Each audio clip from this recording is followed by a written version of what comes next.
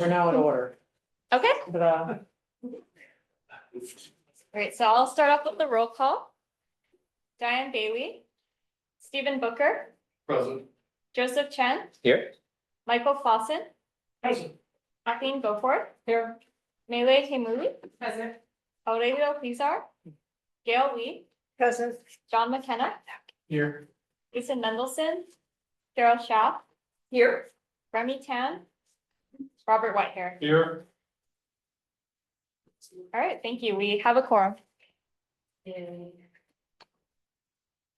And more.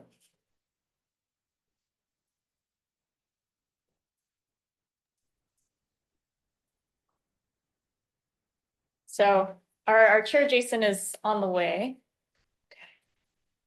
Meanwhile, greetings you all from Oakland. I'm staying with a friend while I take a class at UC Berkeley on leadership development. So it's a generous PCE to offer a professional development stipend, which I'm taking advantage of. But there's no way I was going to get from Berkeley to Redwood City in less than an hour. So I'm joining you remotely tonight.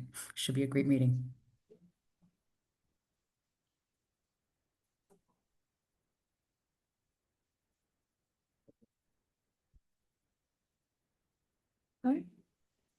Well, if you'd like, Kathleen, we can wait for Jason, or you can call for public comment on any items that aren't on the agenda.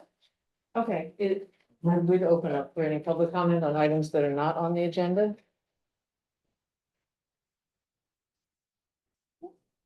Don't see any on Zoom. Okay.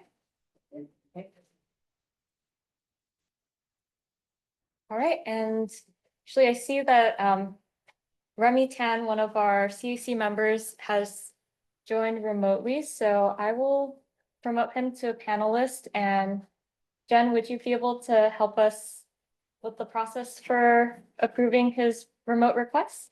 Yes, absolutely. So because this is an emergency family situation, we will go ahead and ask for a vote of approval of the remote appearance. If you could just go ahead and initiate that, and we would be grateful. Okay, so the request was for Remy to participate remotely due to a emergency reason. And so we're gonna do a vote for that. Diane Bailey, Stephen Booker, Aye. Joseph Chen, Aye. Michael Clausen, Aye. Kathleen Beaufort, Aye. Melee Hemuli, Aye. Aurelio Pizar, Gail Lee, Aye. John McKenna, Aye. Jason Mendelson, Cheryl Schaff, Aye. Remy Tan, and Robert Whitehair. Aye. Okay, thank you. Request was approved. And so we did public comment. So next, if you'd like, you can call a vote to set the agenda and approve the consent agenda. Okay. Call for a vote to approve the agenda and set the consent agenda. Okay, can we, a motion? All in favor, or do we have a motion? I second. Or I'll make the motion. Okay. I'll second. Okay, thank you.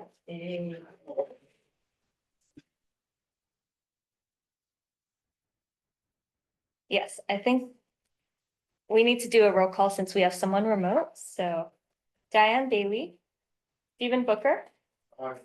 Joseph Chen, Aye. Michael Clausen, Kathleen Beaufort, Aye. Melee Hemuli, Aye. Aurelio Pizar, Gail Lee, Aye. John McKenna, Aye. Jason Mendelson, Cheryl Schaff, Aye. Remy Tan, Aye. Robert Whitehair. Aye. Thank you. The motion passes.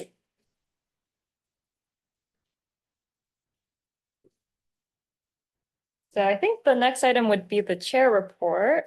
And there is none today. That's one thing Jason told me, he did not have one for tonight. Okay.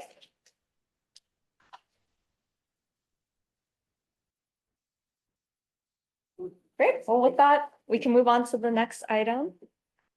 Is the recommendation on the strategic planning goals. Sure. Wait for, or probably just get started. Yeah, a lot of this is rehashing things that people already know. Okay. And did everyone get the slides in advance? Yes. Okay, because that will save me a lot of reading what's on your screen. So perfect. Hi, everyone. I'm Shalini Swaroop, the COO. I'm super excited to be here, not only to share a Thursday evening with you all, but also to be seeing the light at the end of the tunnel of this very long strategic planning process. So I appreciate all of your help in the process, especially the CAC working group on the strategic plan, and especially Lester Olmsted Rose, our consultant from La Piana, who is online right now, and is going to be taking notes on everything you all say. So that we'll just get started. So as a reminder, as part of the strategic plan, we are updating our mission, vision. We've created guiding principles and strategic policies. And the last thing that we've done so far is creating 8 5-year goals. So we have a goal that aligns with each of the guiding principles and strategic policies. We've also done a mission and vision refresh, which I mentioned at the outset. Thanks to Member Whitehair for calling attention to the fact that this has been updated, and I would just love to go over it briefly because it's not really a focus of the rest of the presentation. So to provide affordable, clean electricity and support local solutions that lower costs, reduce pollution, and strengthen community resilience. And our new vision is a carbon-free future where everyone thrives through clean energy that's accessible and affordable to all. And so I'll be going through all of the changes and new goals this evening, and then we'll probably ask for comments at the end just for timeliness, is my understanding. Right, Vanessa? Okay. So moving on to our guiding principles. We have 4 guiding principles. They are environmental impact, customer-focused approach, economic development, and driving innovation. And each of these guiding principles will have a goal associated with them. So this is when I'm wondering if I should read this entire paragraph aloud, or if folks have had a chance to look at this. I'm happy to do it either way. You just give us a moment to Sure. read it. And the yellow highlights focus on what has changed in more recent months. This is mostly prepositions and verbs, so it's not that exciting in terms of the changes.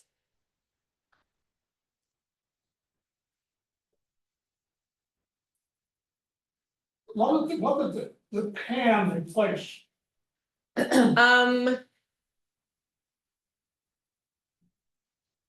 I don't know.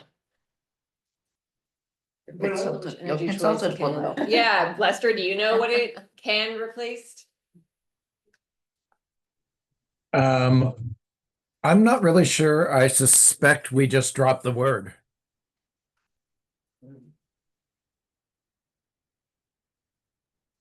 Okay, I will move on to the next one because we do have 16 of these to get through, so. Customer-focused approach. This has remained the same. It's really focusing on making sure our decision-making really centers the customer as opposed to the energy infrastructure or the regulatory environment. Really treating our customers as partners. I think you'll see that's really changed in the energy industry as solar and storage and more distributed energy resources have come online, changing it customer from a one-way interaction to a two-way partnership. And that's something we really wanted to focus on in the future. Okay, I will move on to economic development. I mean, part of the point of having a CCA is for local economic benefits, right? And so I think this is where we really wanted to focus on ensuring that folks have more money outside of their electric rates to put towards other things, develop, investing in local workforce, strengthening the green economy, and creating new local projects. So that's part of our vision for economic development. All right, and driving innovation. You know, I did work at another CCA and I'm very familiar with CCAs, and I do think that the innovation and data-based approach that PCE has is very unique in the CCA space. And so I'm really glad that we are kind of enshrining that in this guiding principle and ensuring that we continue to push the envelope based on data. And so these guiding principles are somewhat just formalizing values that have been unspoken at PCE for a long time. So I'm glad we have the opportunity to put them in writing. So with that, I'll move on to our strategic policies. And if you'll recall from last year, our strategic policy or priorities are really where we're trying to focus in our next 5 years. And so the first is on procurement.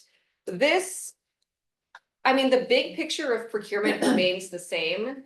The details are going to change a lot based on affordability, availability of resources, continuing federal administration changes to renewable energy projects and policies.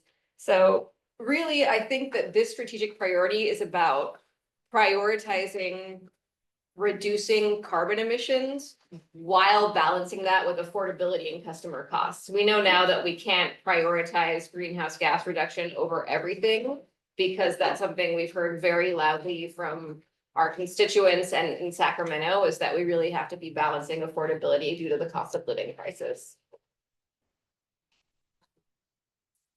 I did want to note that last year, but in a chat addressing Michael's question about the previous slide. Oh, sure. So maybe we can go back to that really To fast. can, is Yeah, that? the- so Oh, sorry. can replace could. Environmental impact. Can replace That's could, good, all that's right. good. So Thanks. it's a little somewhat Earth-shattering. stronger. I was worried it was weaker, it would be will or something. Oh, okay, I see. All right, continuing to move forward to the next strategic priority, just, wait, are we already there? Equity programs, thank you. So, this is part of reflecting that we really want to continue to provide programs that benefit all customers. And, want to make sure that we're serving both market rate customers and folks who are low income or live in a disadvantaged community. And so if you may recall, we've done a lot of work defining equity customers and vulnerable communities. And we're really going to be focusing on prioritizing rate affordability, so trying to be below PG&E, utilizing external grant funding for programs that our equity customers can take advantage of, and ensuring that we're doing really inclusive outreach. And Vanessa and Kirsten have done a great job with our community-based organizations and our grant outreach program. Next strategic priority is distributed energy resources. I believe, did the CIC already look at the distributed energy resources plan? I think so. So this is really actually what prompted the development of that plan. So this is just really reiterating our commitment to advanced energy technologies that make the partner more of a customer more of a partner than the one-way street, which is what I was referring to before. And then last for our strategic priorities, we have organizational excellence. This is really the internal management of the organization, processes, procedures, financial management, IT, cybersecurity, compliance, just making sure that we're really running a top of the line organization. And so that the risks that we're facing are all externally caused and not internally caused, if that makes any sense. All right, so now we're at sort of the meat of today. So sorry I went through that a little bit quickly, but I really wanted to focus our feedback on the 5-year goals because that's what we're mostly focusing on at the board meeting. So if you recall, environmental impact was our first guiding principle. So our 5-year goal for environmental impact is to accelerate electrification across energy, transportation, and buildings by doubling reduction of electricity-related greenhouse gas emissions to save 100,000 metric tons annually. And this will be achieved through energy procurement programs and potential load growth. And in fairness, I kind of rewrote this between Monday and now. So I am very open to feedback. And that was based not just on me, it was also based on feedback from the executive committee. So I'm not out here going rogue. Then, oh, You still want us to hold our questions to the end, right? I believe that is Okay, what, Fine. just for time's sake, and Sure. I know it's tough. So I will also say, please feel free to email me, and if you don't know my email, send it to Vanessa and she will forward it on to me, because I would love to have people's comments in writing, because that's how we edit documents, right? We don't edit them orally all the time. Next goal is based on the customer-focused approach. Maintain customer participation rates above 96%, increase customer participation in energy programs by 200%, and achieve at least 60% brand awareness across our service area, and achieve high ratings for customer confidence and satisfaction as defined by operational objectives and measured by targeted customer feedbacks and surveys. So this is maybe 7 goals in one. And so you're welcome. I'm also happy to answer questions about how these numbers were reached at the end. Yes, sir. So brand awareness. We all are aware that, there's a lot of people don't know much, if anything, about PCE. So what's your estimate now of brand awareness? I believe that aided brand awareness is about 40 to 45%. So this would be a 15% increase. And that's aided. Unaided is quite a bit lower. I think it's in the 20s, maybe 19 or 20%. So that's a worthy goal. I like that feedback, so thank you. All right, I'll move on to economic development. Contain costs to keep customer rates below competitors. That's PG&E. We didn't really need to call out PG&E in our goal statement. With a goal of aggregated savings of $100 million. This will be over the 5-year period that the strategic plan covers, 2026 to 2030. Invest at least $150 million in local clean energy projects, programs, and advanced energy solutions that reduce carbon emissions, strengthen community resilience, promote energy efficient housing, and support local clean energy jobs to deliver broad economic benefits across PCE's service area. That is a run-on sentence. I will see what I can do about that in the next iteration. Driving innovation, drive adoption and or co-development of at least 10 PCE originated programs, policies, procurement models, technologies, or other operational tools by peer CCAs, other utilities, local or state policymakers, or other market participants. Sorry about the typo there. And so now we're on to the goals associated with the strategic priorities. So for procurement, by 2030, execute contracts for an additional 500 megawatts of new clean renewable resources and minimize the reliance on fossil fuel resources to ensure capacity while maintaining 100% compliance in an increasingly complex regulatory environment. And restrictive is supposed to go away. So sorry for people who are very militant. Equity programs, secure at least $20 million in external grant funding to design, launch, and grow equity-focused energy programs that deliver direct benefits to vulnerable customers and communities. Expand PCE's work with local community partners on effective program design, customer access, and feedback. DERs, if you recall, the DER plan that you all looked at had 7 goals. I took 3 of them and put them here, 3 of the easily measurable ones. So accelerate distributed energy resource adoption by adding at least 15 megawatts of local solar, 35 megawatt hours of storage at customer sites, and launching at least one 10 megawatt virtual power plant that delivers value to customers, communities, and the grid. We're pretty excited about that virtual power plant. Yes, sir. Well, 15 megawatts of local solar isn't very much. And the original goals for 2025 were 20 megawatts. I don't know whether that was reached or not. I don't know the waters. This is for behind the meter, and I don't recall if the 20 megawatts was also for front of the meter or just for behind the meter. So I can look into that. But it seems 15 seems pretty modest to me. It seems modest when you're talking about utility scale projects. It's pretty sizable if you're thinking about homes and businesses having 15 megawatts on homes and businesses. So this is behind the meter. This is behind the meter. Well, what are the goals from in front of the meter?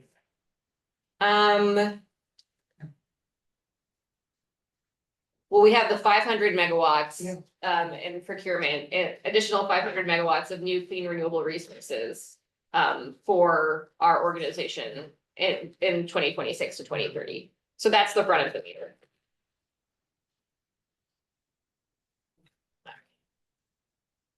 And then lastly, organizational excellence. I will be honest, we had a hard time figuring out a SMART goal for organizational excellence, because what do you measure? Are you just saying everything has a standard operating procedure? Well, then you're just making standard operating procedures for the sake of making them, right? So basically, we're going to try to measure this on an annual basis. So implement meaningful improvements in operational effectiveness, efficiency, equity, and resilience, and provide evidence through data and performance metrics on an annual basis. If you have something better, please let me know, because I would love for this to be a little bit more specific. So with that, actually, let's take feedback right now, if that is all right with the chair. Yes. Sorry. I have a question on this. We take like do we survey customers after their experience? Like many companies do. And if we do, could that be part of the organizational excellence goal? We do that. That is actually reflected in this customer focused goal, Oh, where okay. we say we want to achieve achieve high ratings for customer confidence and satisfaction. The reason there's not a number there is because some customers just do our electricity service, and some of them are in different programs, and finding an average across all of those. The data people were very mad about shifting, the N for each of the surveys. So that's why it's a little bit vague in terms of number, but that's what that was meant to speak to. Okay.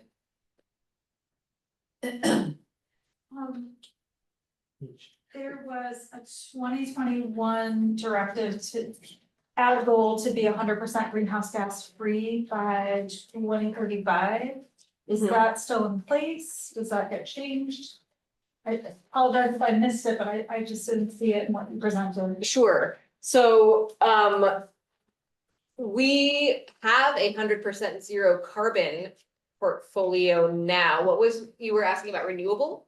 Or were you asking about zero? 24/7. Greenhouse gas free across the board, like all electric buildings, all electric mobility where it's locally sourced. And of course, zero carbon power. And where was that goal? I can email you the link. It was a 2021 Board of Directors decision. And also to help member jurisdictions reach the goal. Okay, by 2035 or 20? By 2035. That is the, that was the decarbonization goals that I think the Raphael and the customer programs team did this whole 100-page slide deck to the board.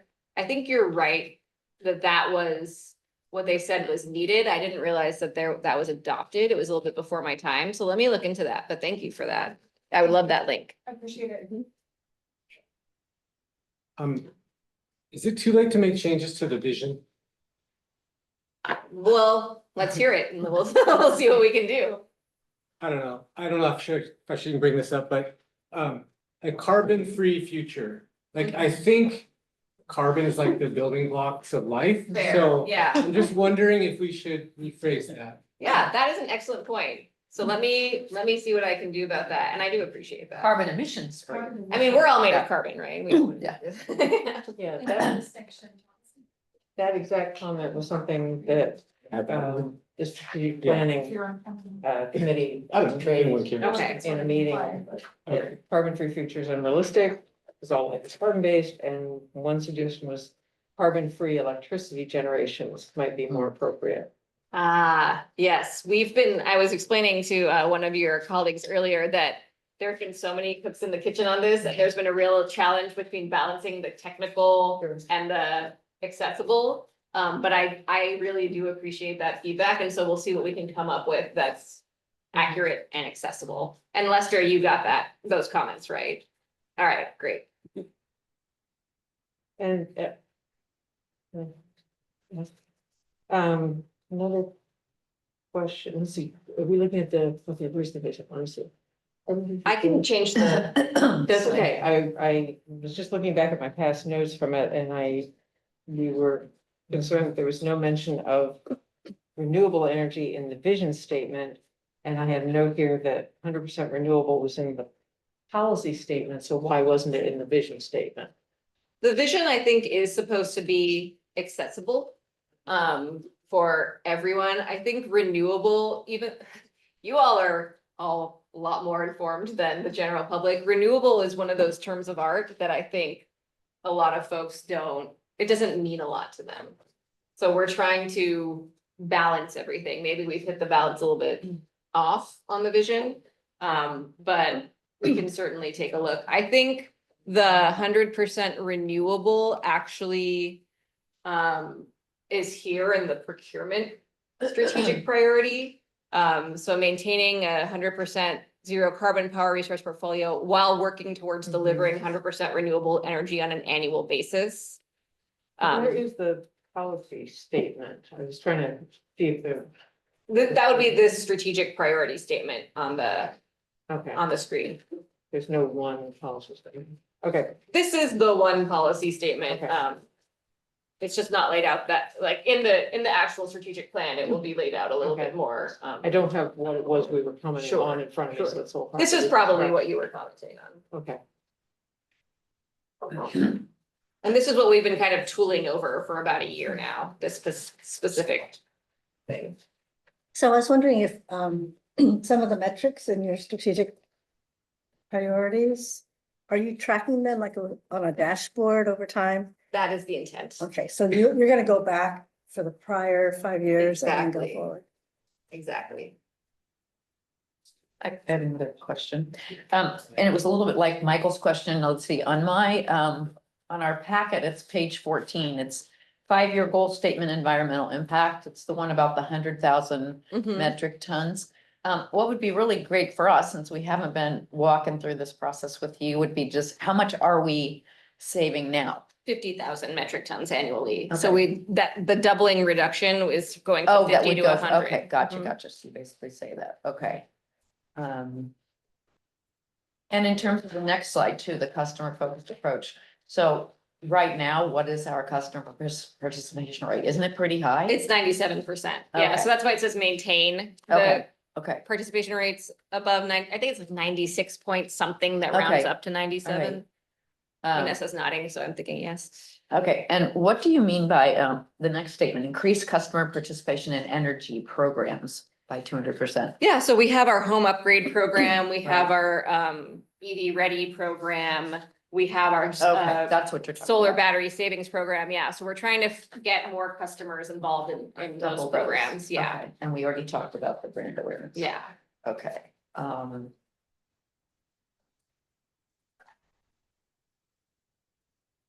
and how much are we investing right now on the one that says economic development, 5-year goal statement? It says invest at least 150 million in local clean energy projects. I mean, what are we doing right now, or what have we done annually in that regard?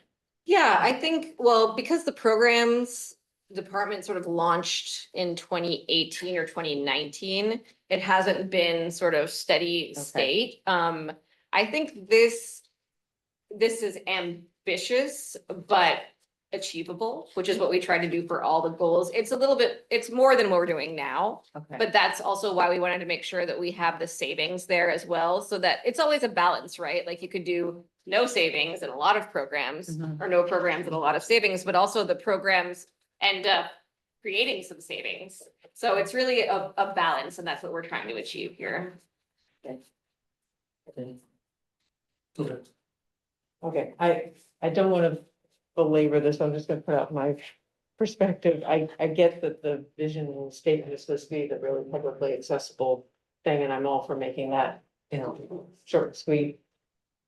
I'm surprised that the perception is that carbon free would help the general public renewable. I think more people, you say renewable, they have a sense of what that is, and most people have a pretty clue what carbon Okay. all about. Just me, maybe you guys have done some research and found completely the No. opposite, but that intuitively does not make sense to me. All right. I think overall people have a really tough time defining any of those terms, to be honest. I mean, the Yeah. general public, it's hard enough if you're on the CAC. But I think the general public is kind of clueless. I mean, now that you guys have pointed out the carbon free, it's sticking out like a sore thumb at me, so we'll definitely take some action on that. I So can thank see you. if I said renewable to somebody, they'd be like, oh, like solar power, they might not know what the range of things are. But Yeah, they think of something, whereas if I said carbon free, expecting I would get blank stares. Yeah, I think what we were trying, I think, we're sort of, you're gonna hear about this in 2 presentations from now, is that the first 10 years of PCE have been very successful, and they focused a lot on, we bring clean electricity to your home. And sort of like now, the second phase of PCE is going to be, we need you to invite us into your home and your place of sanctuary to muck around in the things that matter most to your family, how you feed them, how they breathe, how they're, how they're heated. And so I think that is where we were trying to focus a little bit less on the renewable or those kinds of things and focus more on, we want to be at your home as your partner. We'd say look around them. Yeah, so we'll definitely think through that a little bit more. I think that's really helpful. Could you use clean energy? It's already in there, Oh. yeah. Welcome to my life for the past year, you all. I really do appreciate it. Right, I'm gonna go to Robert and then Remy. Before I do that, this will be before the board in October. Yeah, so this will go to the board for discussion in September, and we'll do some more tweaking all based on executive committee, you all and the board. And then we hope to bring it in October for like, okay, we're done, we're voting, because it's also the board So as a retreat. point of information, we can take action today if we want. So everybody think about that and please contribute your thoughts now because it's gonna be quick after this meeting. It'll be at least discussion and finalizing in October is the hope. Yeah. Okay, Well, my Robert? first question is, will it come back to the CAC in October prior to going to the board, or is this our only chance? It was not planned to come back to executive committee or here. We're hoping to have it final after this. I've heard a lot of comments tonight. I just want to make sure those, how will we, I'm asking the chair, how will we know those comments are addressed and what the outcome was? Yeah, Please correct this. My assumption is we take an action. I'm gonna say, please address these comments. And then we'll follow up at the board meeting in 2 weeks and then follow up again after that, like we always usually do. Go ahead. That has some other comments. First of all, thank you for taking the time over the last few years to do this. Strategic planning is painful, sometimes hard at best. I've been through them. I think everybody in this room has been through them. I commend you for taking the time and coming here.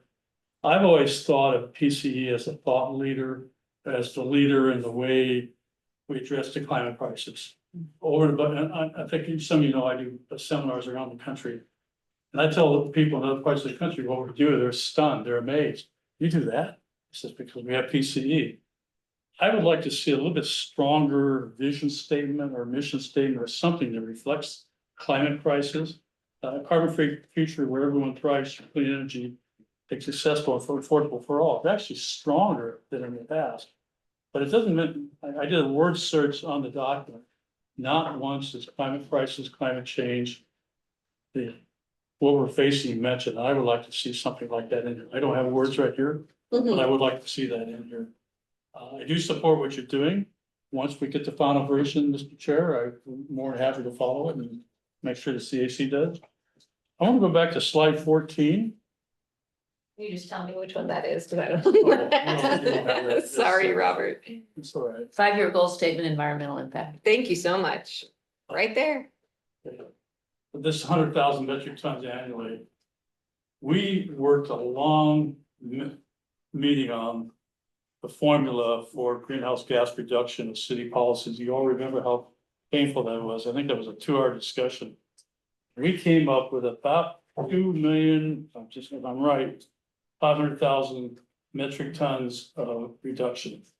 At 100,000 a year, that's 25 years before we get to zero.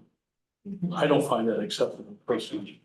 I don't know what the option is. I don't know, but we spent, remember that, Chair, how much time we spent on that particular issue for the formula for the cities? We're going out to cities and you say you have to do something to reduce greenhouse gas emissions.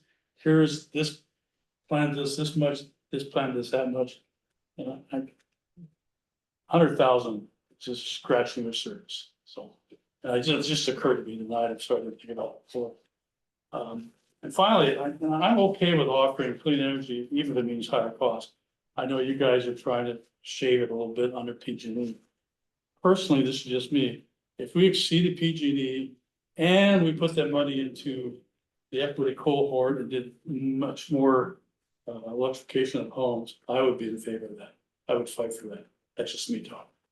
Those are my comments. Thank you. Thank you so much. I really appreciate it. And in full disclosure, Raphael did the math on that, so I will get back to him on what you mentioned.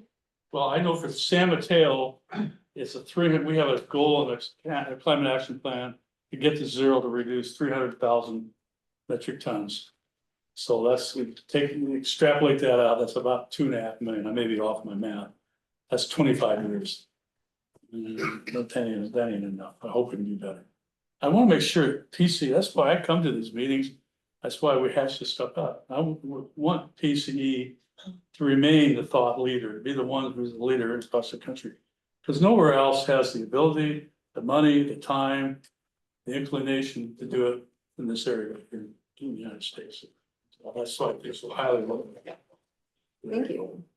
Robert, who developed that 2.5 million goal? I don't remember the actual number. I know for San Mateo, it was 300,000 is our climate action plan goal. Extrapolate that to all of San Mateo To the County. whole county, okay. I'm doing this real quick. Yeah. I'm getting 2.5 million tons. Was it based on the 2050 goal? And It's Or based 2040 on goal? eliminating 300,000 tons of greenhouse gas emissions from San Mateo in its climate action plan by 2030, I think, 2045. We go to Remy and Diane. Yes, I was listening to the previous comment regarding, I think from Kathleen, that said, this should be a no-brainer because we're delivering, energy at a reduced cost to our customers. So on that other slide, I think the 60% seems to be a very low goal. I would kind of aspire to, reach 100% of brand awareness. I mean, everybody should know this automatically. We're now opt-in. So and to get to the the climate goals Robert was talking about, we really need to have 100% brand awareness and everybody opting into PCE. There was also something on that first page with all the boxes, and it should be clean, renewable energy in that goal. I know we have some nuclear in that. We talked about that. Yeah, that guy. So the vision should be strives to clean, renewable energy, and the mission clean, renewable energy. Eventually we wean off of the Mount Diablo Diablo Canyon nuclear plant. Those plants have really serious issues. thank you so much for participating remotely and for those comments. I swore to Lester many times the words clean and green were not going to be in this final strategic plan because they don't have actual definitions. So we'll see what we can do about that. Thank you. Diane? Is it possible to have someone on staff explain the changes to the environmental goals to us? Because going from 100% greenhouse gas free by 2035 to the doubling of emission reductions from our electricity only, I'm not really sure how that relates to 100% greenhouse gas free, but it does seem like very significant backsliding. And I guess I would just want to understand why and strongly recommend against backsliding because we've made so much progress. It seems like it bears more discussion instead of just quietly changing it and removing the 100% greenhouse gas free goal. Yeah, so let me clarify this, and thank you for raising it. There's no backsliding in any of in this plan. So I think we've reduced 50,000 metric tons annually. We're trying to reduce more, but this is a lot of this is in the built environment. And so when we talk about our 100% greenhouse gas free electricity we're providing, that's not changing. And that's going to continue to, we're going to try to get to renewable, 100% renewable, and also 24/7.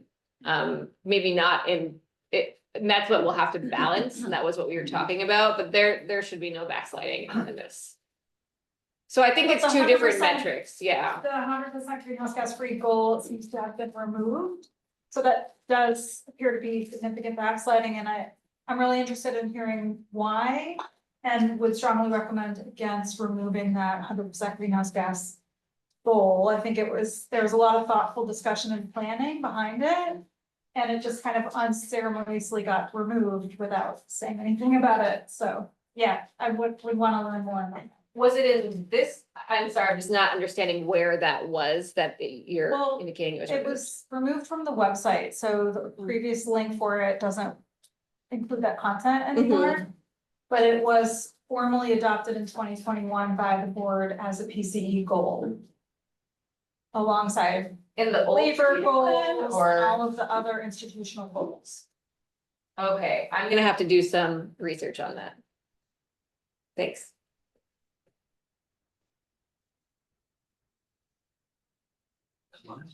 I think what Diane was mentioning is, I'm looking at that slide that's up there. I think it's second from last bullet point.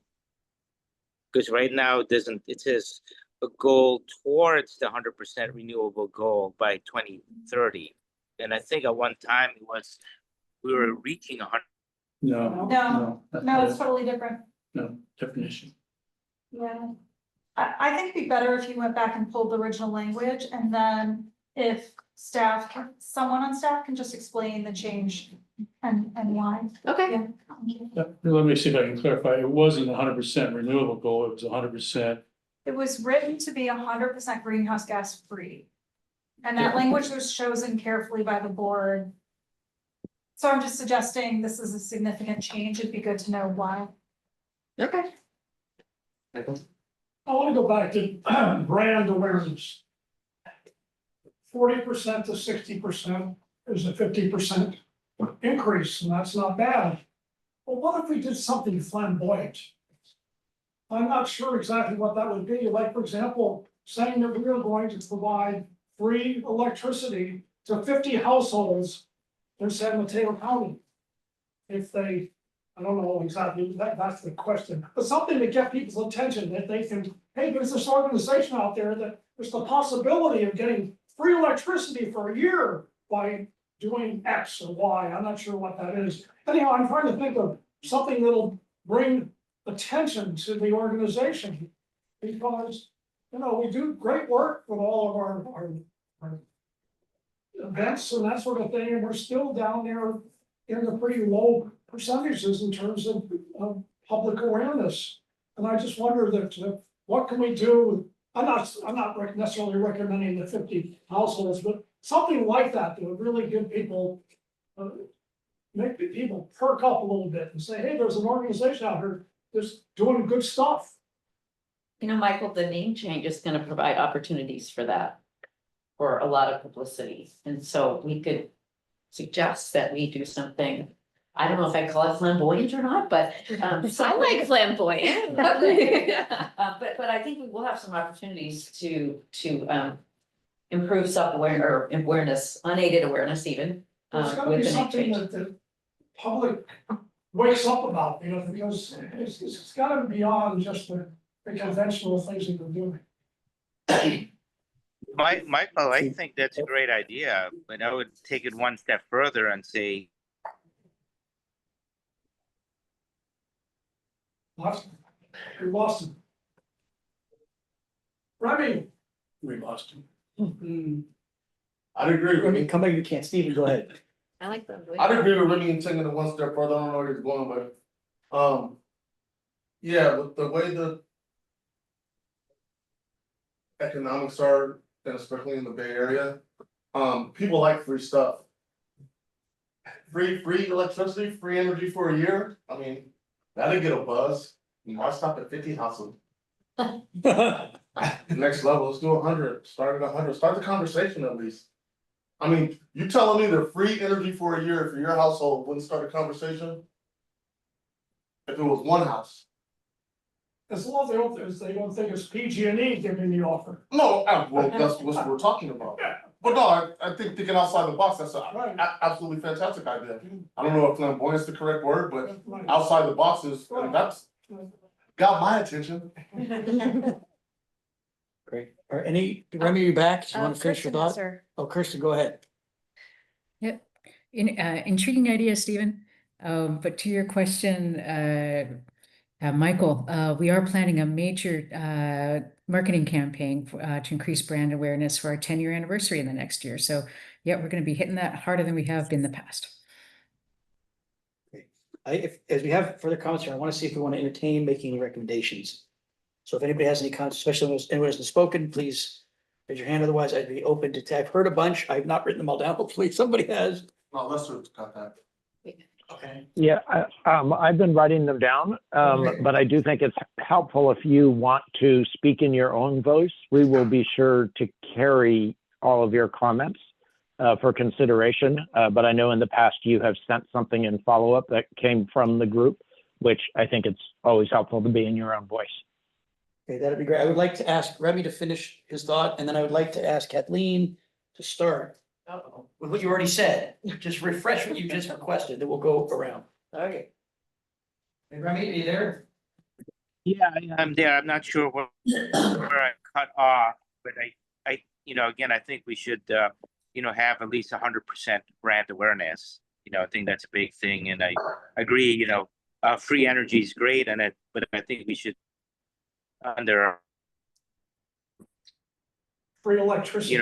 equity that should be directed towards lowest income folks.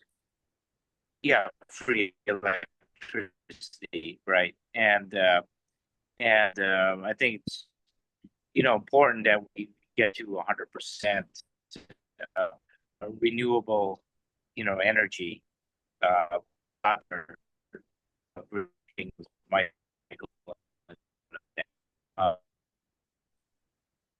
Okay.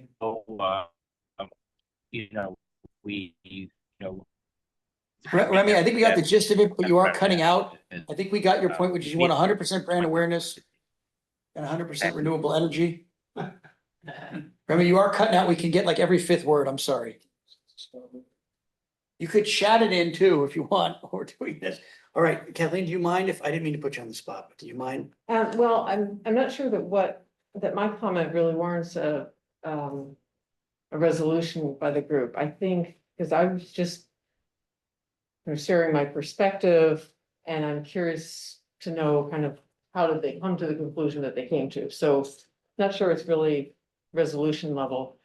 I think Diane's concern about, did something get lost that was a major policy statement, might be something that we would want to bring up.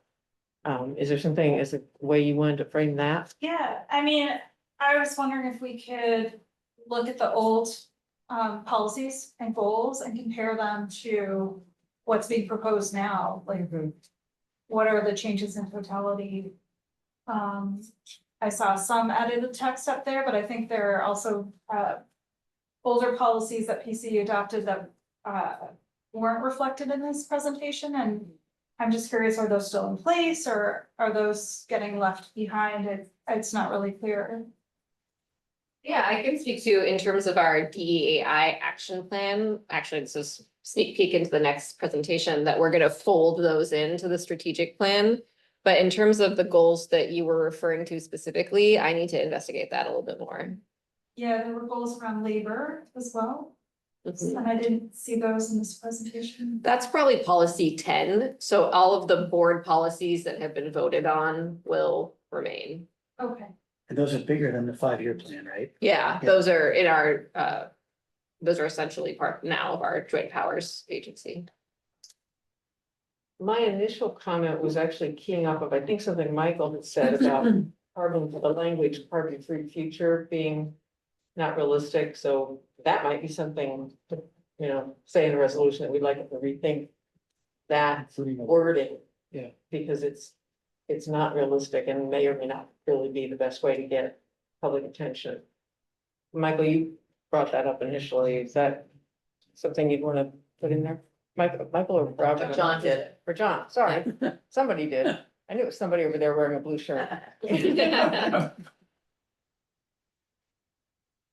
Do you mind speaking to that? Oh, no, it was just an observation. It's a good observation. Well, my question, I guess, would be, if you did write stuff down, Lester, is there a list of things you heard that we could maybe pass a resolution to request that those things be looked at? Yeah, there were a lot of comments, and I went through and made a point of kind of flagging the things that were kind of immediately. Shalini kind of said, yeah, we can work on that. So almost everything that were concrete suggestions fell in that category. I mean, some of these are really small, but I'll just run through those things. But I was trying to catch all the comments too, which that I don't want to recount the whole meeting.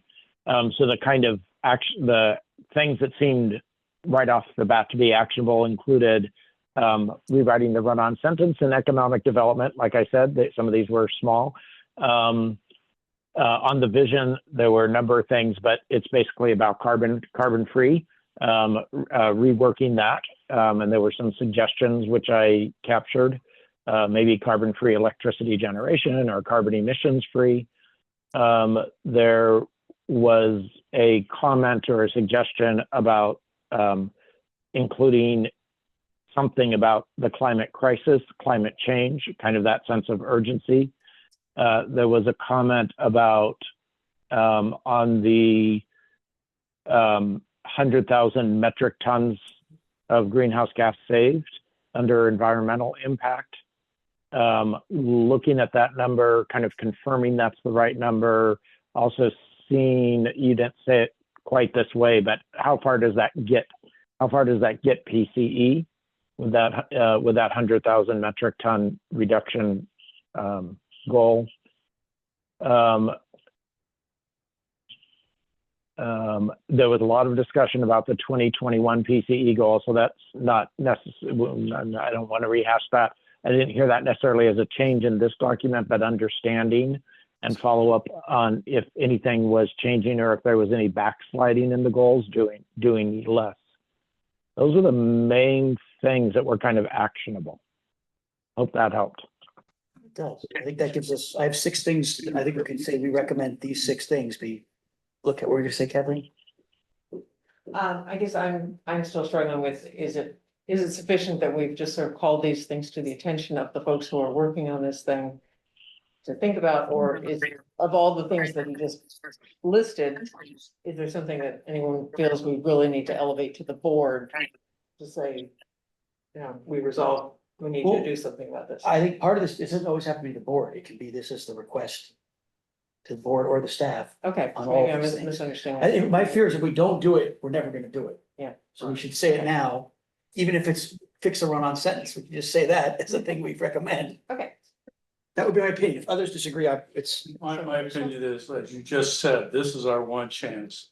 And I would like to see these results before we go further. I would like it to come back in October.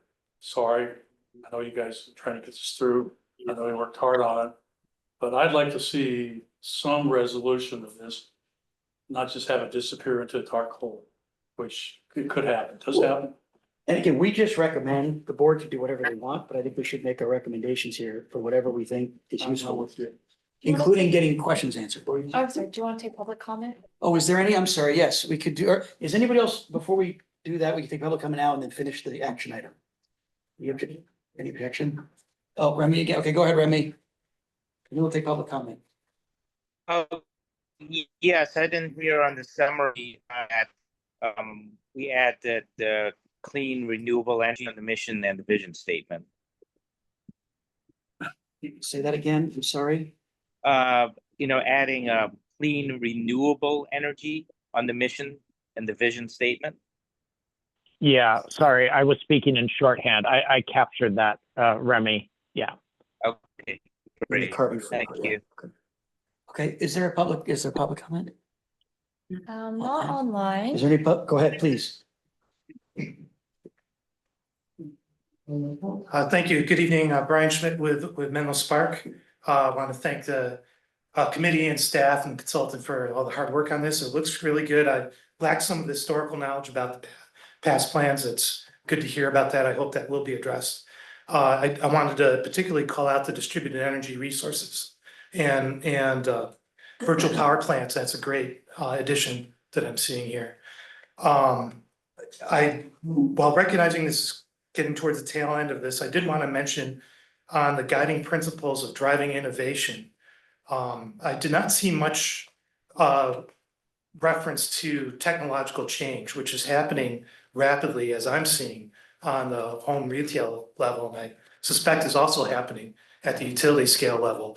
And PCE's role in helping drive that just by being a purchase agent or other innovator, that it might be something useful to include in there.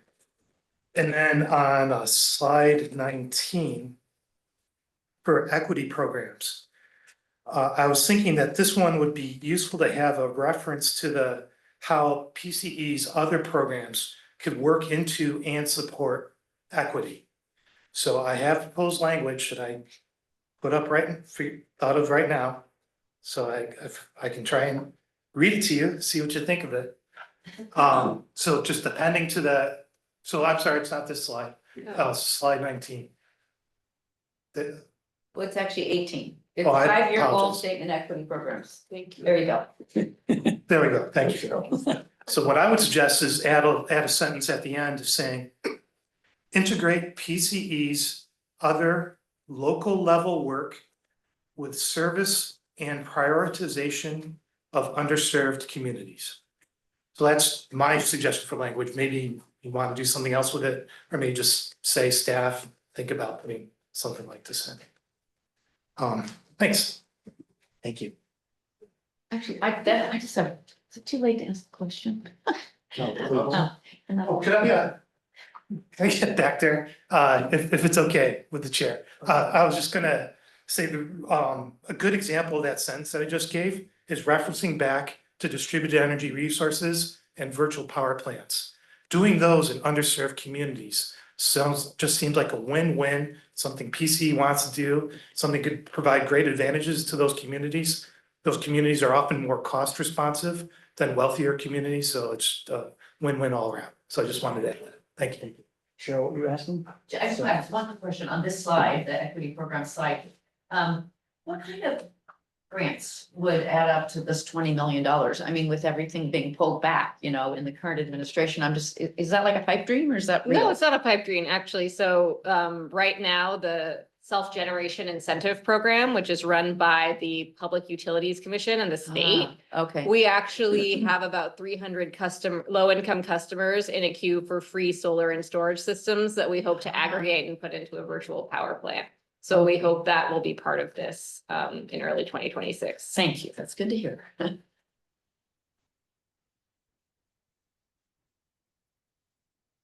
Okay. Anybody else? All right, go ahead, Diane, please. Sorry, so I'm looking at the mission and the vision on the website right now. They're excellent. And they talk about 100% renewable electricity by 2030 and working together to fight climate change. These are wonderful statements and I would love to retain them. I guess I just find it hard to comment on all of this, not having the context of the current mission and vision and policies and goals. Are you proposing that we just take all of what's currently on the website and replace it with what you're presenting tonight? Well, what if the board adopted a new mission and vision, we would change the website with that. Yes. Okay, it just seems like a loss of a very strong commitment in fighting climate change and that language. And so I would recommend against that. I like the language that we have now, and I think it's very sad to see it watered down and see the goals of 100% greenhouse gas reduction removed. That's on the website right now. 100%. I can't find the goals that were adopted in 2021. So the link for them, the content has changed. Yeah. Sure. So All it's right. like it was removed. Yeah. Thank you. I have a question that can I ask her? Where is that found, Diane, on the website? I'm trying to find it right now. Is it on the website now? The or- link doesn't, the content in the, okay, the link doesn't work anymore, because it's going to new content, so the original content was replaced, but there should be a record from the board meeting in 2021 where it was adopted. I think it was a board retreat. Thank you for raising that. All right, I'm gonna jump in, since you asked me to come up with something. Please. So I've heard several people comment about being concerned that there's no explicit discussion of climate change in here. And it seems like, and also, I know at the beginning, there was a comment about, you know, it says reduce pollution, but that's not really specifically referencing climate change. Do we want to recommend that combating climate change be explicitly mentioned in the mission? And perhaps in lieu of or in addition to reducing pollution? Would that capture at least some of what folks have been raising? That would capture the issue I raised about climate change and urgency. That was certainly what you just proposed would do it. Mhm. It doesn't stand on a big pedestal and say this is the issue. Mhm. That's what's missing in the mission statement and the vision statement. But what you just proposed would work. Mhm. And if you did that, right now, it looks like the phrase "and support local solutions," but I don't understand to what. It hasn't really, that's not stated in the way the new mission is worded. Yeah, true. I think it's inherently, you know, you infer that it's climate change, but it's not in there. So I think it Yeah. would be helpful to have it in there. Jen? Online? I do just want to alert us, I know this is a robust discussion. This is scheduled for 20 minutes and we're over an hour at this point. If we can kind of move toward wrapping up this agenda item, it would help us move forward in our agenda. And I also see committee member Tan's hand raised as well. I'm not sure if that's an old comment or a new comment. Bernie, do you have a final comment? You're muted, though. You did. Yeah, just quickly, I think it seems like from what Diane is saying, we need to actually have a, you know, how like in Microsoft Word, you have the original language and then you have the strikeout and then the new language. I think we need to have that so that we're clear what was the old language, what's the new language. I think there was a lot of not clarity currently. And I'm just also wondering if, because we you know, we had a separate subcommittee meeting with Mr. Rose, and I think there was some concern that things like climate change it would make the agency a target under the new administration. So I'm wondering if staff was kind of reacting to that and taking out that word climate change and substituting, you know, other words like clean electricity or reduce pollution, strengthen resilience to kind of, you know, remove, you know, a target from the Trump administration, yet still, you know, achieve the goals. I mean, I would say like saying net zero, you know, achieves that goal because, you know, we're net zero, we're not contributing to climate change. So, you know, I think we do need to be mindful of the authoritarian, you know, federal regime that's happening. And I think it also got lost in there that, you know, we should have, you know, 100%, you know, as far as market awareness, not 60%. Thank you. Okay, thank you. Do you want to address that? I assume you might not. I would defer to Gwen on that, and she is not here right now, so. Okay, maybe we could take that up in the working group at a later time too. Yeah. Okay, I would like to suggest that we make all the recommendations, even in the absence of full information, in that being one of the recommendations, if that makes sense. And I'd like to start with Lester's list. Does anybody have an objection to that? I mean, it's not gonna be like a formal thing. I'd like, we make bullet point recommendations, I think. I would agree with that, and Cheryl's comment about the solutions, it's not clear what solutions we're talking about here, and that should be explicit. Where is that in here? It just, in the stated mission, the Yes. way the way it's constructed, you don't know what the solutions are to. Because they've left out the word climate change or climate crisis. Solutions. Okay. Can I just, Vanessa, did you write any of that? Should I read back what I think? Yeah. Just gonna How do you repeat do what that? Lester said. Yeah. So I'm gonna bear with me. I'm gonna say these and then tell me where it's wrong. I'll go. So the first one was fixing the sentence, the run-on sentence. I don't remember where that was in reference to, but does anybody, Lester, do you remember which sentence that is? In economic development. Okay, so fix the economic development run-on sentence. Define in the division a carbon-free electricity generation. Define clean renewable energy. Go ahead. Sorry, I was just going to say just to rewrite carbon-free future somehow. Yeah, rewrite carbon-free future to be, yeah, okay, about carbon-free electricity generation. Mention clean renewable energy in the vision statement, despite objection to using clean or green. Include the climate crisis in the vision. In the This would- mission, In the mission. in the mission. And also in the, well, that's that was your last thing, right? In the stated mission, include climate crisis. Earlier, Robert raised including climate crisis earlier as well. Yeah, it's the same thing. It needs to be upfront in the mission, as Cheryl suggested. Okay. So that answers Include my climate question. crisis in the mission up front. And also on the environmental impacts. Where is that? In the guiding principles part?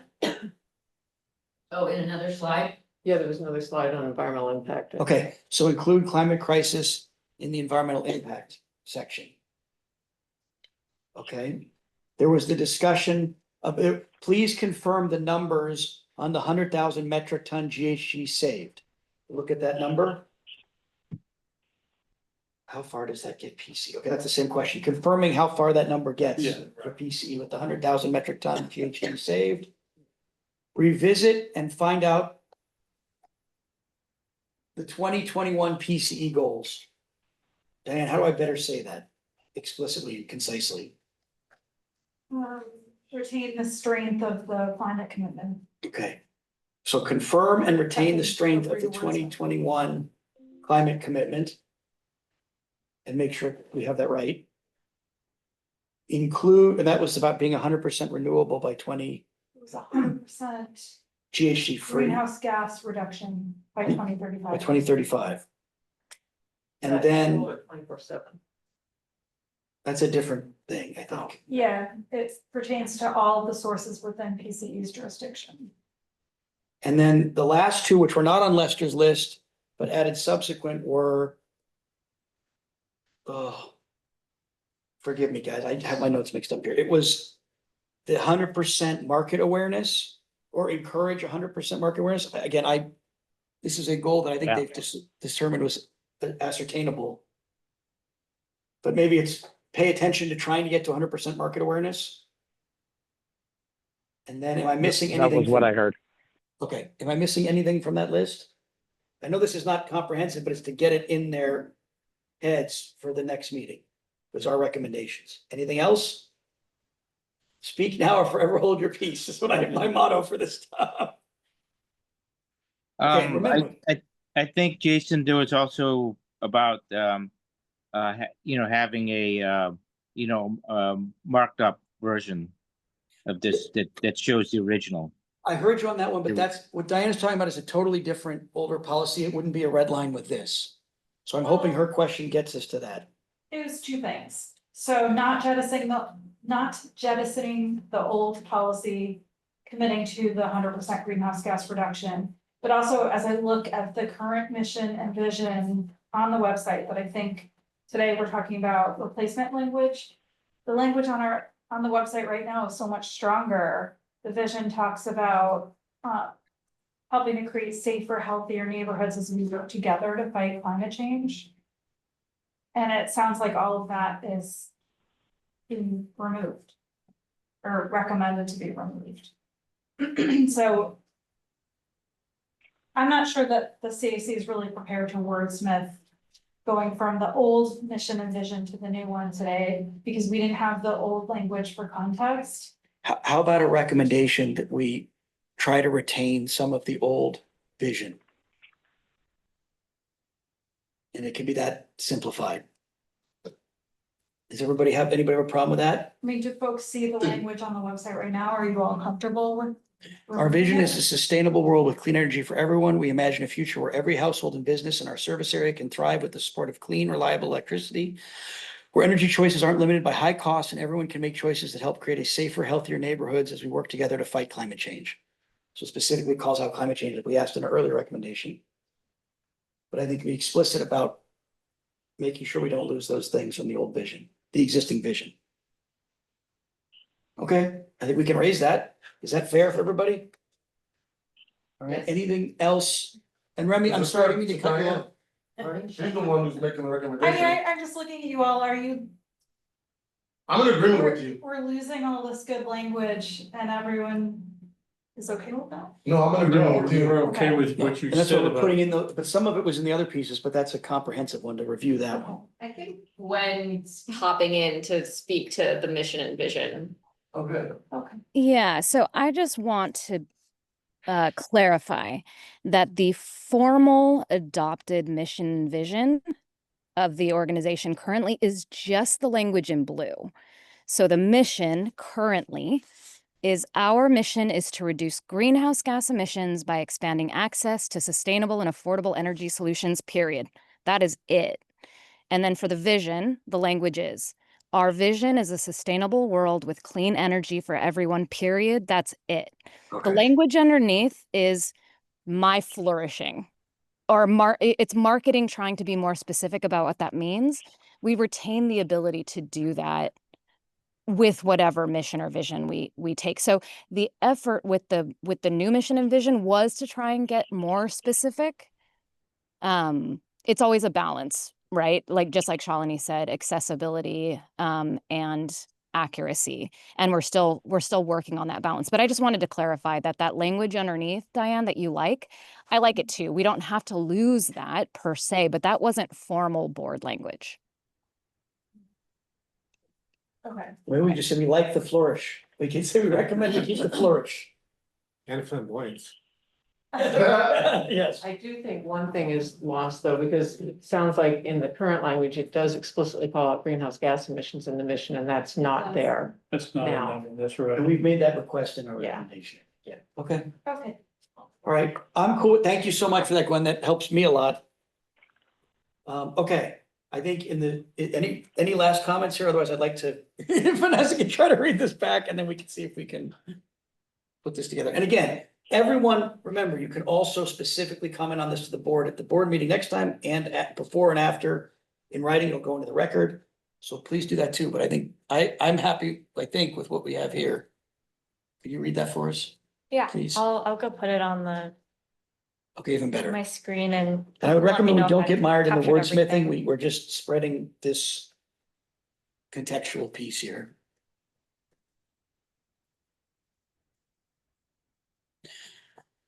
I have a problem, but I'll wait.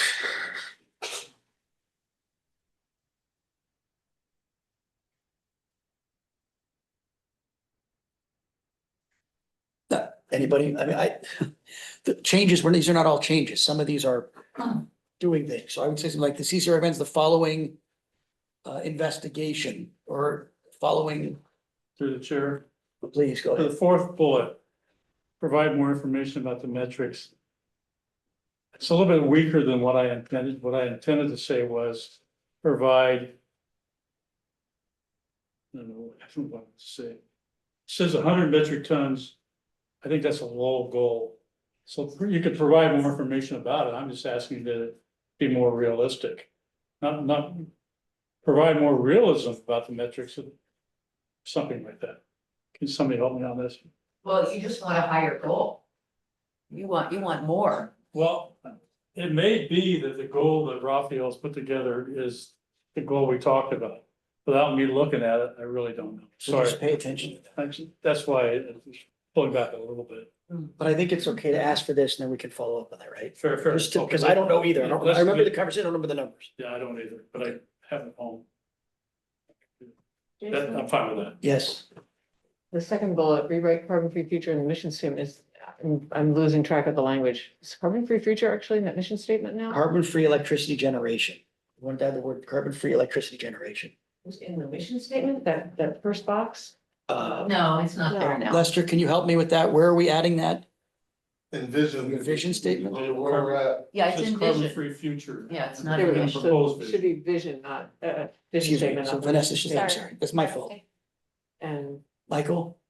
I'm a little uncomfortable with the 100% brand awareness.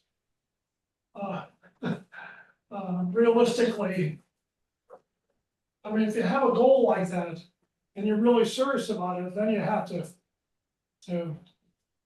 do dramatic things to get 100%. Maybe we should ask Gwen, since she's on now. About a reasonable number. Well, I think she's gonna give us the number they have in there. Go ahead. Yeah, I mean, I think numbers are, what we have in there right now is a stretch goal. And it's really what started us down the path of trying to figure out our brand strategy, because we had this goal of 60% and we were at, actually it's unaided plus aided awareness is 40%. Right.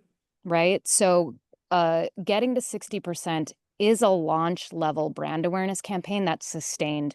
And the one example that we have, Sonoma Clean Power, which puts a lot of effort and money into their brand awareness campaigns, they are above 60%, but they're nowhere near 100%. That's a level of investment that I don't think we could actually justify. Okay. And I don't think it's realistic. Let me respond. I shouldn't have brought this up. I'd much rather, I don't think you need to spend millions of dollars to get significantly more brand awareness. You have to be smart and creative and come up with some really catchy things Yes. that will grab Flamboyant. public's attention. So before a year. Well, I'm saying 100% is not realistic, but I don't wanna just leave it at crummy old 60, you know? What if we said CAC would like 100% brand awareness, but not make it a goal? That we can sit, but is that what you're trying to say? We sound like we don't know what we're talking about, we said. I don't think I'll spend millions of dollars to get Okay. much more brand awareness. Okay, but again, all right. I think we'd say CAC would like to achieve 100% brand awareness. How about that? Okay, can we try that? Because I don't think it's a fair goal either. We don't have enough expertise to opine on that. Okay. But I agree with Robert. You don't need to spend $1 million. I mean, unfortunately, our president showed that you could say something wild and post it and it gets huge, it gets huge traction. Let's not use him. He won 2 elections without spending a horrific amount of money. No. Okay. All right. And that's the new world here. So I think Thank you. wildly Sally? crazy. I agree. In a good I'd love- way. I agree. I'd love to see higher brand awareness, but honestly, I'm not sure I really want to have it in here. I agree with Michael that when he first proposed it, I thought that doesn't sound realistic. And now hearing the explanation that, we're currently at 50, this was set as a stretch. I think that's a reasonable stretch. So I'm not really keen on including it much as, yeah, sure, I'd love to have 100%, but I don't know that it's really with all the other things we're giving them here. Frankly, I think the other stuff is a little bit more important at this stage. Yeah, I agree. Okay. Do we have an informal, Janet, can I get an informal discussion on this, or do I have to break it out into different pieces? I think maybe instead of 100%, CAC would like to achieve or increase brand awareness through, innovative statements or something like that.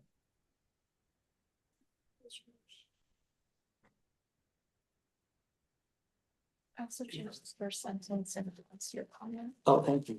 CC recommended this. Okay. Jen, did you have an opinion how I can move forward on this? since we have a difference of opinion on some of these things? Right, we would have someone bring a motion and either approve or disapprove. And I Okay. again want to emphasize it's almost 8 o'clock and we have a very full agenda and this was slated for 20 minutes. So to the extent we can wrap up the conversation, I think we have some really great points here. Okay, again, and I think Remy, I think I hear you, but I think we should do it separately because I think the crowd is turning against you here on this one. But we're gonna have a motion. Go ahead, Diane. I just want to confirm that there's no public comment. We had public comment earlier. We've had a robust conversation post that, so I just want to make sure that Okay. there's Is there nothing. any is there any public comment on this? Online, anybody? Thank you. Okay, thank you. All right, go ahead. Please make a motion. I don't know how to say the motion. I'll make a motion to recommend the following on screen. Okay. I'll second it. Okay, I have a second and a motion. Could we get a roll call vote? Yes. Just leave it as Diane that. Bailey, Aye. Stephen Booker, Aye. Joseph Chen, Aye. Michael Clausen, Aye. Kathleen Goforth, Mele Himui, Aye. Aurelio Pizar, Gail Lee, Aye. John McKenna, Aye. Jason Mendelson, Aye. Cheryl Shao, Aye. Remy Tan, Aye. Robert Whitehair. Aye. Thank you. The Thank motion you, guys. passes. I appreciate you indulging us on this, and now we'll move on, please. And I think, are you taking this one too, I think? I am. Please, thank you. I can be fast. Go ahead. Sure. Thanks, Vanessa. So I am here here to discuss, the progress we've made on the DEAI action plan. And so first, I just want to say there's been a DEAI council that has been doing the lion's share of this work, including Catherine, Philip, Vanessa, Justin Pine, Shayna, Jujana, Jenna, and I don't have to tell you all how fabulous Kirsten Andrew Schwinn is, but she has really done 99.98% of the work on this.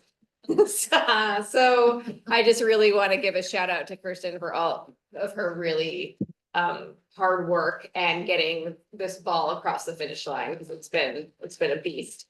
So with that, I will just give a quick update on where we're at. Policy 22 was adopted by the board. PCE commits to making DEAI a priority during decision making. Easy to say, hard to implement. How do we operationalize that? And so that's really what Kirsten and the council dug into over the past couple of years. So there was the policy passed, there was an action plan, and the action plan included recommendation and was adopted or approved by the board in May 2023. So this is the status now of the action plan. There were 44 actions, 90% are complete or something that we did once and we'll do once every year. So that was all part of the 90%. 6% have evolved, things have changed a little bit, and I'll tell you why. And 4% are not complete for other reasons. So, you know, I would give us an A on this. And so really, we're very excited to be moving forward. So organizational culture and DEAI commitment, we had 9 total actions, and we have complete 8.5. And so one of them was we incorporated DEAI into our annual staff review process. The part that has evolved is that we won't be doing a dashboard. We will be incorporating it into the reporting of our new strategic plan. So we don't want to do a dashboard for the action plan and a different reporting for the strategic plan. We want it to all be folded in. So that's why the half has evolved. Human resources, staffing and recruitment, there were 7 actions, 7 complete. Really, the goal was to do a more representative workforce. All of these actions are complete: handbook, ensuring salary transparency, a self-ID campaign, and again, the DEI metrics and employee performance reviews. And I should mention that a lot of these human resources highlights were done with Catherine and then our new director of people and culture, Leilani Johnson. And part of the reason for bringing on Leilani was to help move forward our DEI internal workforce goals. So we're very excited that that has worked. Training and development, complete DEI related trainings. We completed this, and this is a short list of some of the DEI related trainings we've done. I believe this committee has access to Blue Ocean Brain, which is our micro learning platform. And so that's something that we've been enjoying more recently. Energy program development and implementation, complete, there were total number of items, 5, complete 3, not complete 1, evolved 1, and happy to talk about that. So we have completed finalizing a process template to incorporate community engagement and program development. We recently did that in our energy efficiency program that honestly, I just heard about the equity portion today. It's very exciting. So we hope to bring that to you all in the next few months. There was an action to create an organizational definition of energy equity. We've evolved that because we spent so much time in the strategic planning process focusing on vulnerable communities and equity customers that doing another goal for energy equity just seemed counterproductive and like something we wouldn't be able to use in our strategic planning framework going forward. So that's why I say it evolved. We still have to fully implement PCE language and technology access. This is because we are in the middle of a Salesforce migration and it's taking longer than we thought because we have a lot of competing priorities. So this will happen once we have our full Salesforce migration done, and then we can better do this language and technology access. So it's in progress. It's just literally a technical issue that's delaying us. Marketing and account services, improving accessibility, and especially for limited English proficiency groups, 8 actions set forth, 8 actions complete. Some of those are really embodied by our new call center, and all of our customer service representatives are fluent in Spanish. And then we also are able to have a language translation system for all languages. And some of the staff members have been having fun testing that out in their mother tongues. So that's really great. Vendor diversity and social responsibility, supplier diversity, environmentally conscious and equitable business practices, 10 actions, 8 are complete, 1 isn't complete, and 1 has evolved. I will say that we have done new questions on our request for offers template, and 20% of the score on proposals of new power purchase agreements are around equity metrics, which is really exciting. We still have, because we did a new website launch, we are still working on increasing the visibility of RFPs on the PCI website, on the PCE website. I say PCIA too much, sorry. And then something that's evolved is developing materials on how to do business with PCE. We have posted some materials to the website. We're thinking more about partnering with some of our sister CCAs that do their own supplier diversity webinars. And so instead of recreating the wheel, we thought we'd join up with them a little bit. So we're trying to evolve that for efficiency and better outreach across service areas. So with that, I know that was lightning fast. That was really all in service of the time. So right now, what we're planning on doing is reporting this to the board in September. And then the items that are remaining, we're going to fold into our strategic planning and annual planning for probably 2026. And we will report on those as part of our annual strategic planning reporting next year. So, and again, thank you to the DEI Council, most especially Kirsten. So. Give Kirsten a round of applause. Yes, please. Of all the meetings she didn't come to, the one where she gets to be clapped at. Any immediate questions? Comments? Go ahead. Comment on that. Social responsibility highlight. You don't have to do it now. I'll send you an email asking for how you do the score of the power purchase agreements for social responsibility. I didn't know you did that. That's great. I would be very interested in learning what that is. Community benefits agreements. The actual benefit, the actual metrics, how you do that. Yeah. Thank you. Gary and then Remy. I just really wanted to commend you and the whole team behind this and PCE as an institution for continuing the commitment in the face of really strong political headwinds. It takes courage and guts and a strong commitment. So Here. That's good. Yeah.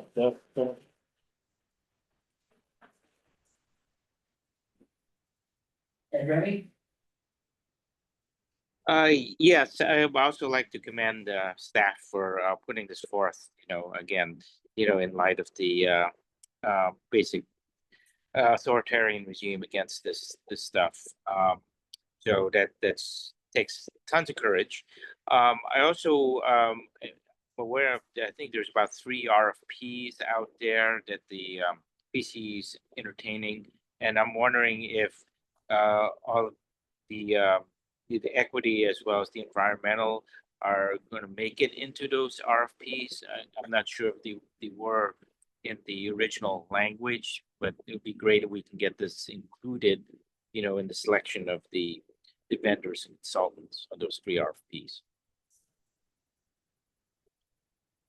Thanks. I believe that there is a question in all of the RFPs, that's part of our template, but I'd have to look at the specific RFPs you're referring to look, to confirm. Yeah, it's the 3 that are currently out. I think one is the technical advice for multifamily, and then there's one for solar, and then there was one for the actual installation of electrification or something like that. Okay, thank you. I'll take a look. I have 3 questions. I'll try to be quick. I apologize in advance. The first one was, there used to be, I think, a report. This is the report, I think. There's a report out every 6 months or something, but I hadn't seen it in a while. So I'm assuming this will go in, you said September or October? It was supposed to be, you have a very good I don't. memory. That's why I'm It was asking. supposed to be in the spring. We decided to delay it a little bit to try to collapse it a little bit better with the strategic planning Okay. process. But that is what this is, and this will go to them. This is what you're used to seeing in the spring. But Yes. when this will go to the board, though, you said in September or October? When is it going to the board? It will go to the board in 2 weeks in September. September. Okay, that's what okay, thank you. And then you mentioned, and I saw, there's the evolve, that's 90%, but then there was the 10% that isn't done Mhm. or is evolved. I think it's 4% is not done and 6% is different question now. Yeah, 6%, the evolved is the 6%, which is, as the 2 years went on, we realized that some of those things weren't as, in the way that they're still relevant, but the way they were said was too restrictive. So Okay. we've done something a little bit different with them. But then, and you said, I think, and I thought on the slides too, that this is rolled into the strategic plan going forward. So what happens to the great, what happens to Kirsten's great committee that did all this work? Is that going to be reconstituted in a new committee, or how does it stay alive? Yeah, it It's stays still- alive yeah. because as it goes into the strategic planning and the annual department planning, it will now be owned by the departments that it refers to. So for example, the HR goals will be owned by the people in culture and HR team versus this committee of folks who one had HR and 7 were from other places. So we're really looking to institutionalize it throughout the organization instead of having the council do this in particular. The Okay. role of the council is evolving, but that's something the council is still discussing. But is there, and again, it's not done yet, but is there a discussion of having it, would that be a CEO? Who's gonna make sure that everybody's still doing it? If Me. There's an account, okay. So that's a C-level Yes. thing you're gonna handle, okay. Yes, All right, thank you. Sorry, I'm just asking because this committee helped with this in the beginning. absolutely. And a lot of them have moved on, some of them are still here. But I know a big part of it for us at the time was to make sure that the organization was reflecting the values of the community and trying to do something about this, especially in the spaces for people who are often neglected and treated poorly. And so my hope is that it's, as you said, it'll still be part, it's in the strategic plan everywhere. We see that.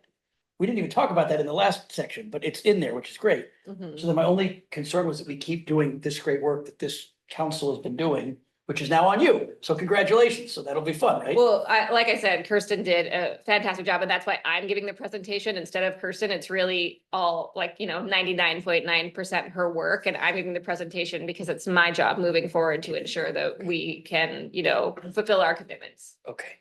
All right. Thank you. Sorry for all that. I wanted to No, know that please. because this is a big deal. And if it's wrapping up, I want to make sure we didn't lose the momentum and those last 10% bit of it.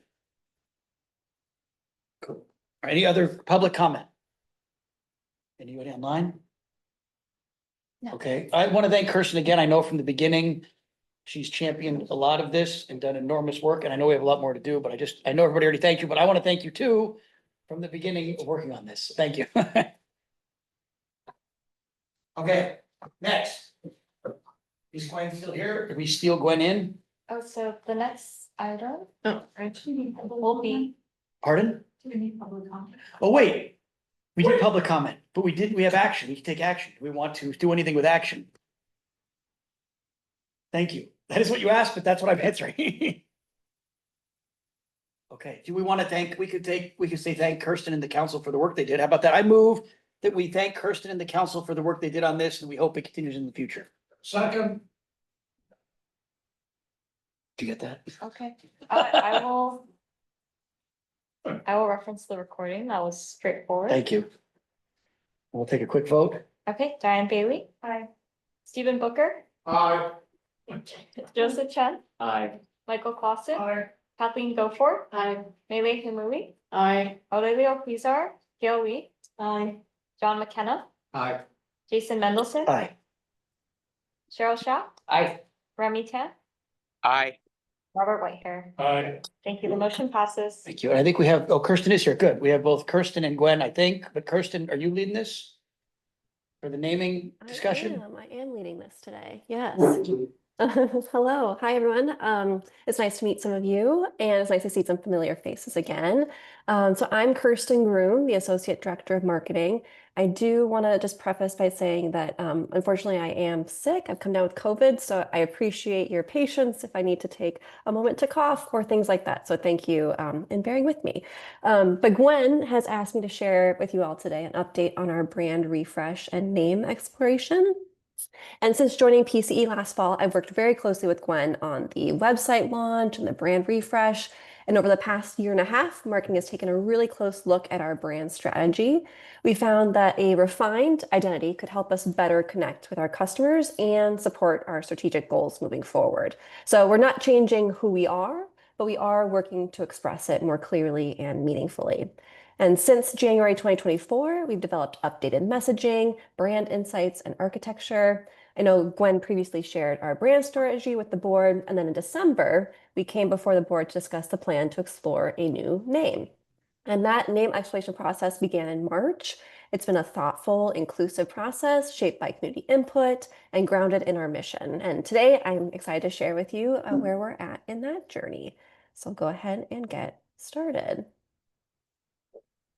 See. Perfect. Okay. So to set the stage, I'm going to talk a little bit about how we've shown up for our customers over time and how that's changed as we've grown to where we are today. And then I will walk us through the name exploration process.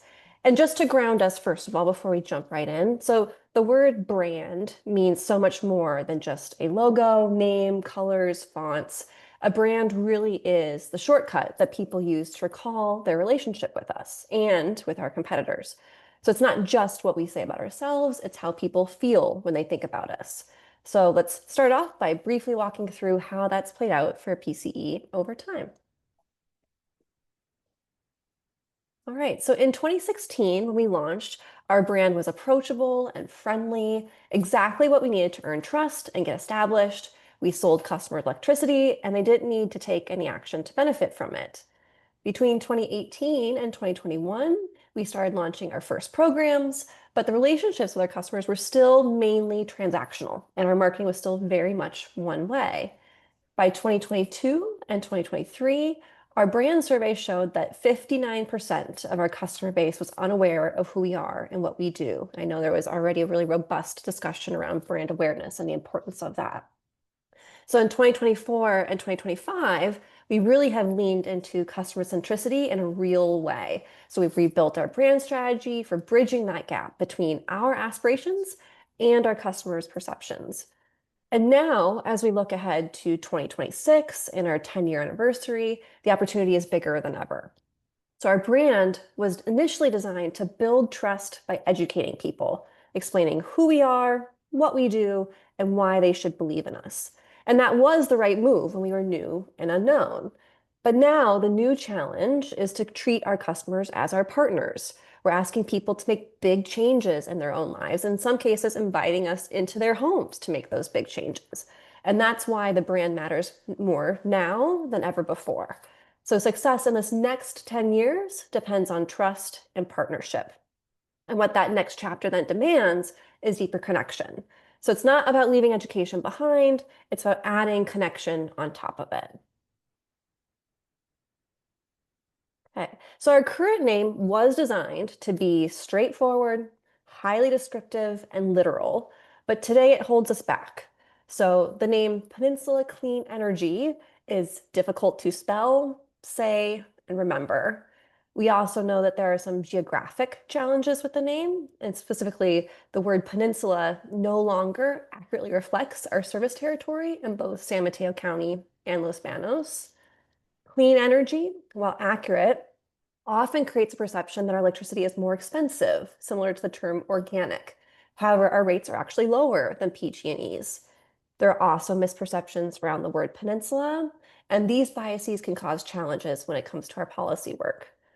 So finally, the name was built for clarity, but not necessarily connection. It's descriptive, but doesn't always resonate with our audiences. If we want to step into this next decade with ambition and warmth, we need a name that matches who we are becoming.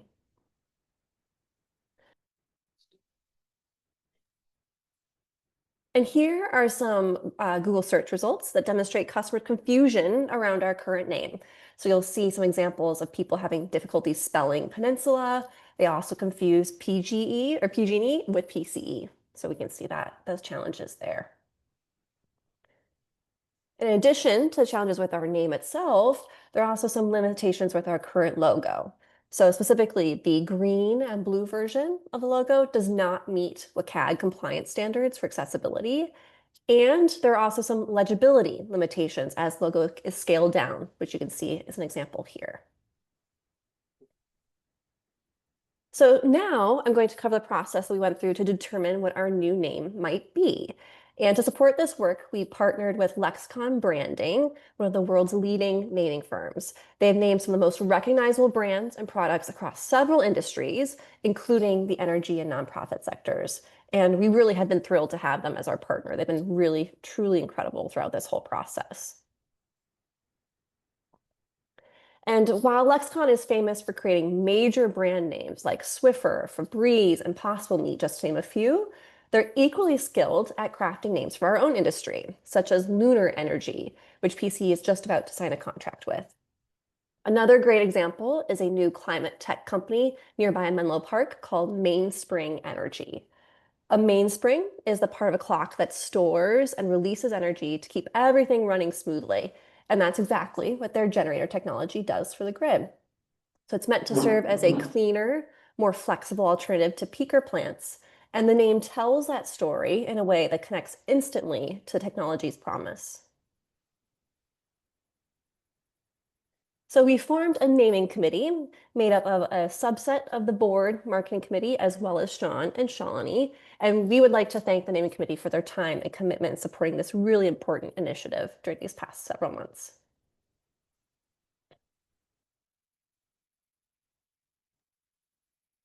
So to kick off the naming process, Lexicon started by doing some preliminary research with PCE's internal stakeholders, including all of our staff and you, our CAC members. So they conducted interviews and distributed surveys to staff, board members, CAC members, and CBO partners, our partners out in the field. From this quantitative and qualitative data, Lexicon was able to understand how stakeholders perceive the current PCE brand and identify attributes that the brand should embody in the future. So basically exploring what is the PCE brand now, what do we want to hold on to, what do we want to let go of, and what do we want to bring into the future. And from this research, Lexicon found that we all see PCE as innovative and confident. Compared to the board and CAC, staff and CBOs view PCE as a bit more empathetic. So some pull quotes from the research that we all provided. We prioritize doing the right things the right way. We've had an approach that isn't afraid to challenge the conventional wisdom. And in the surveys and interviews, we all expressed that we would like PCE to be more creative, energetic, and strategic in the future. Additionally, the research shows that the board and CAC members want PCE to be a more bold, ambitious brand, while staff and CBOs prefer a more collaborative one. So again, some pull quotes include, "We should be leaders in the community, showing what is possible and inspiring others to do the same. Let go of old ideas to embrace new ideas, show leadership through collaboration. And across all stakeholder groups, including yourselves, the CAC members, rebranding is seen as a positive step forward in separating PCE from PG&E and signaling this future forward identity. So rebranding will create clear differentiation from PG&E. It will help develop a simpler, more future-facing identity. It will create an expanded perception around PCE as more than just an energy provider. We are a resource for cleaner, affordable living. However, there were some concerns around brand equity and losing some awareness that we had built up over the years. So overall, the PCE brand is seen as confident and innovative. Looking ahead, PCE has the opportunity to become more creative, energetic, and strategic. The board and CAC envision a more bold, ambitious, and innovative brand, while staff and CBOs believe PCE should be more collaborative and warmer in the future. And so as a result of the findings from the stakeholder research, including all of your feedback, Lexicon then developed a creative framework for exploring a new name, or the jobs that the new name has to accomplish.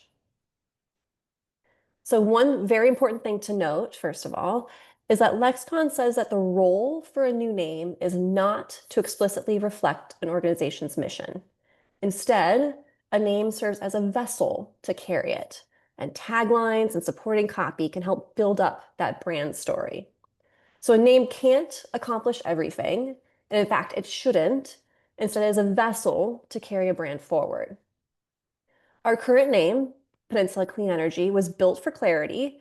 It is a literal description of who we used to be, but it is not an adequate vessel. This name does not create an opportunity for connection and storytelling.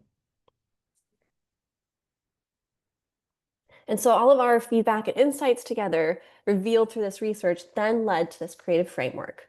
So our new name should reflect the organization's pace-setting nature, be fresh and contemporary, be uplifting. It should turn skepticism into optimism. And while credibility is important, the new name must be approachable. So it should not be overly synthetic or complex like Xerox, and it should not sound overly corporate like PG&E. Rather, the name should be a reason to opt in rather than opt out. Okay. So after Lexicon developed this creative framework, they then began the ideation process. And Lexicon has a very unique approach to naming ideation. So they use 3 small teams, and each team has a different creative brief in order to help generate completely different name ideas. So the first team, team number 1, is fully aware of PCE. They know who we are, what we do. The second team may not know about PCE specifically, but they are familiar with what we do and our industry. While that third team, on the other hand, will not know anything about PCE specifically and may be only vaguely aware of our ties to the energy space. And perhaps surprisingly, Lexicon often finds that this third team, the one who's unfamiliar with the client and what they do, often comes up with the most interesting and creative names. And so this approach allows Lexicon to generate hundreds of different names to review. And after the brainstorming phase, these names then undergo a preliminary screening with in-country linguists to help identify any obvious linguistic or cultural issues and help ensure cultural competency. So Lexicon conducted a linguistic review of the names in our priority languages for our service territory, which are Mandarin Chinese, Mexican Spanish, and Tagalog. So then over the course of 2 different creative presentations, Lexicon presented a total of 40 names to our naming committee to gather feedback. From there, the naming committee narrowed it down to 10 names for a preliminary trademark review, which then resulted in a short list of the top 5 names for research.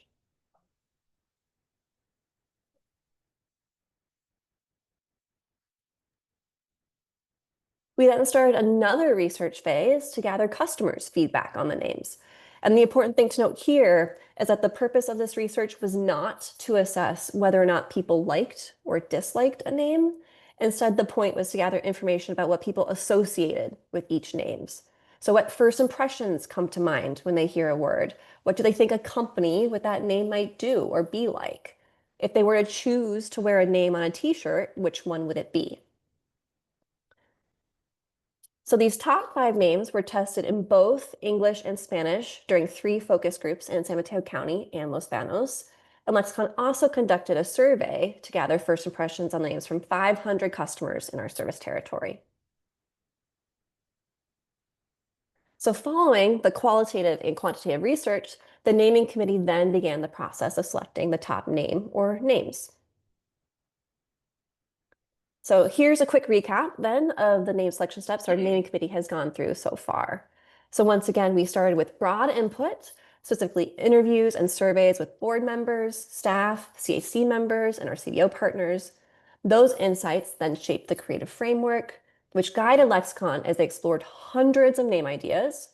From there, our naming committee reviewed 40 name options and narrowed it down to the top 5. Those top 5 names were then tested in focus groups and surveys in San Mateo County and Los Banos. And with all that quantitative and qualitative data, the naming committee is now in the process of recommending names for board consideration. All right, so looking ahead at the next steps, here's the tentative timeline for selecting a new name. So based on all the research findings, the naming committee will recommend a name or possibly a primary and an alternate option by this month, September. Then in October, we're aiming to go to a board vote on whether or not the board will formally adopt the new name. If approved, we'll begin the new logo development, visual identity, and rollout planning in early 2026, followed by brand awareness campaigns and activities to support the 10-year anniversary into Q2 of 2026. So a big year up ahead of us. Right. And with that, I'd like to thank you for your time and also open up the floor for any questions on anything that I've shared. And I believe Gwen might also be on the call too to chime in with any answers as well. So yes, thank you all. Thank you. Comments or questions? Yeah, I do. Michael. I don't understand it. It still has a new name been chosen. There's a selection of names. There's one that's been selected. No. Well, why don't you answer that? Or Kirsten, why don't you answer Let me that? say, Sure. IS is too late, obviously, but I'm opposed to changing the name. I Okay. think that the tens of thousands of dollars, hundreds of thousands of dollars spent on a name change can be doing more with branding. I mean, I can talk for quite a bit of time why I think Peninsula Clean Energy is a fine name. But I won't do that, I won't take your time. But I think it's just, all these fancy consultants come up with beautiful plans. And it's not clear to me that the organization is gonna benefit at all from the new name. And we're gonna lose the benefit of 10 years that we had Peninsula Clean Energy. Well, to take one step back to answer your initial question. So the board is in the process of coming up with a primary and alternate to present for review. And so that's where they're at right now, is in that process. And as far as kind of the question of whether or not we will end up changing our name, again, that's going to go to board to determine. So kind of bringing forth the pros and cons, which you also outlined some of those. Yeah, pros and cons on both directions as far as what could help bolster or potentially prohibit us as far as gaining brand awareness moving forward. Remy? What is the short list of 5 names that are being presented? Is that, can that be disclosed to us? Because it was a huge buildup and I'm like all excited about unveiling and then there is nothing. So that was a little bit of a disappointment. But I figured it might be some legal thing and maybe, Jen can chime in, Yeah, that's exactly right. So no, we aren't able to share those names right now because they're still in play. And so unfortunately, if we were to reveal them publicly, we might put ourselves at risk of not being able to attain them. So more kind of like the logistical, tactical side of this, which is acquiring domains, URLs, social media handles. So for those reasons, it would be premature to share those publicly right now. So yes, we'll have to keep everybody in suspense. And then hopefully, again, by what we're aiming is an October board vote, be able to have those be revealed and hopefully have a decision moving forward. Will the CAC have a chance to review those before going to the board? So we can make a board recommendation or recommendation to the board, I should say. I'm not sure if Gwen's still on the call here. She would like to chime in. I'll give her just a second if she is. Yeah, I'm here. We are not going to be sharing the names publicly before the board vote. And I want to, we probably should have said this up front. I think this conversation can be really challenging because names are ultimately very personal and very subjective, and we're guaranteed to pick a name that not 100% of everyone likes, right? I think just like Google, Nike, Apple, any of those names sounded strange at first, Patagonia. And they become what they are in the market because of the stories they tell, the messaging, the tagline. So there's a lot that goes into it. And so I think one, it's really challenging to have naming by committee. It just can't be, it's not going to be a productive way to come up with a name, which is why we've really set this process to be grounded in customer research. Like the entire thing, when Kirsten G and I sat down to figure out how to do this, it really was, how do we remove ourselves as much as we can from the equation, our own feelings and biases, and put our customers first? Because it really is, like she said, it's not just about trust and education anymore. Like we have to continue to provide electricity to our customers, but if we want to decarbonize, if we want to go into customers' homes and businesses and give them advice on how to change out, gas appliances, we need to connect emotionally. And that's really the kind of the backbone of why we're doing this, right? So we're really trying to make this about the customer research, what customers resonate with, to drive this process. And then for the reasons that Kirsten G said, all of the business risk reasons, we really can't share names publicly before the name has actually been decided on and voted on. Yeah, thanks. So even if the CAC members sign an NDA of some sort, we cannot have any influence or make any recommendation to the board. Is that kind of where we sit? Oh, remember, Remy, this is a public meeting. So we can't have everyone who potentially listens in or watches the recording sign an NDA as well. Jen, you wanted to comment there? You came on. No, Kirsten handled it beautifully. But that's exactly correct. Thanks, Jen. And I do want to add, I'm sorry, excuse me, just one more note to what Gwen was saying. So really, Gwen and I had been leaning into trusting this process, and it has been really interesting to see the way this has all unfolded, where she and I have had conversations where at every point, right, when there was 40 names, 10 names, we've had discussions like, we don't know where this is going to end up. And it's really interesting to see that, like, once you finally go through the process and you get to that point of the customer research, we're now at a place where like it feels like pretty apparent that like this is where it should go, which is a really exciting place to be.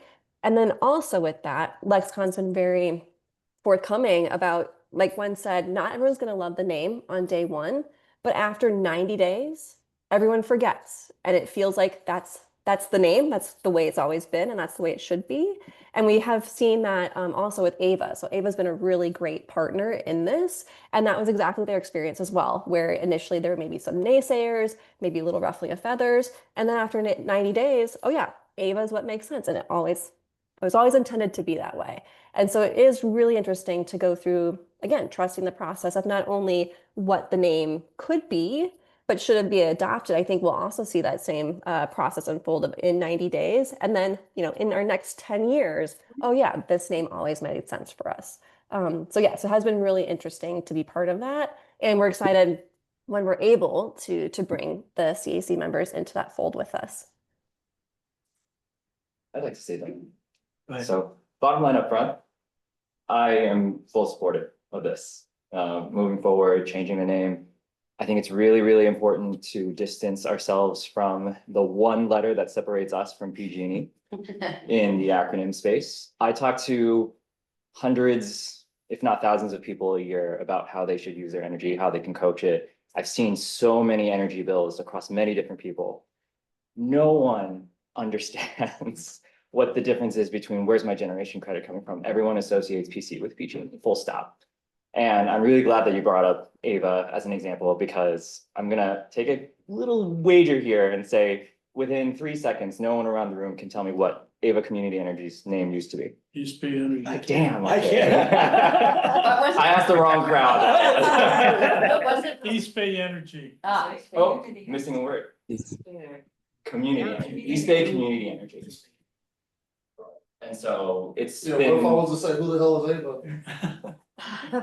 but I do think that, you know, looking at a little bit of just companies coming in and making changes, people will trust something that has a name that's a little bit more modern, has a lot more clout to it. Something that seems new and fresh, especially since we're, PC right now as PC is trying to just do a lot more than just be a local CCA, be a generation company. Robert? I know you're not trying to be dismissive, Joseph, but the name Peninsula Clean Energy has a strong tie. And it was a miserable time getting it started. It didn't just start overnight. A lot of people worked really hard on it, especially people like Michael who got it going. So I fully understand not wanting to change the name. You were part of it. There's lots of council members who were part of it. Yeah, A but lot that's of not, time in it too. that's not the reason that I'm opposed to it. And I don't know if the horses out in the barns, so.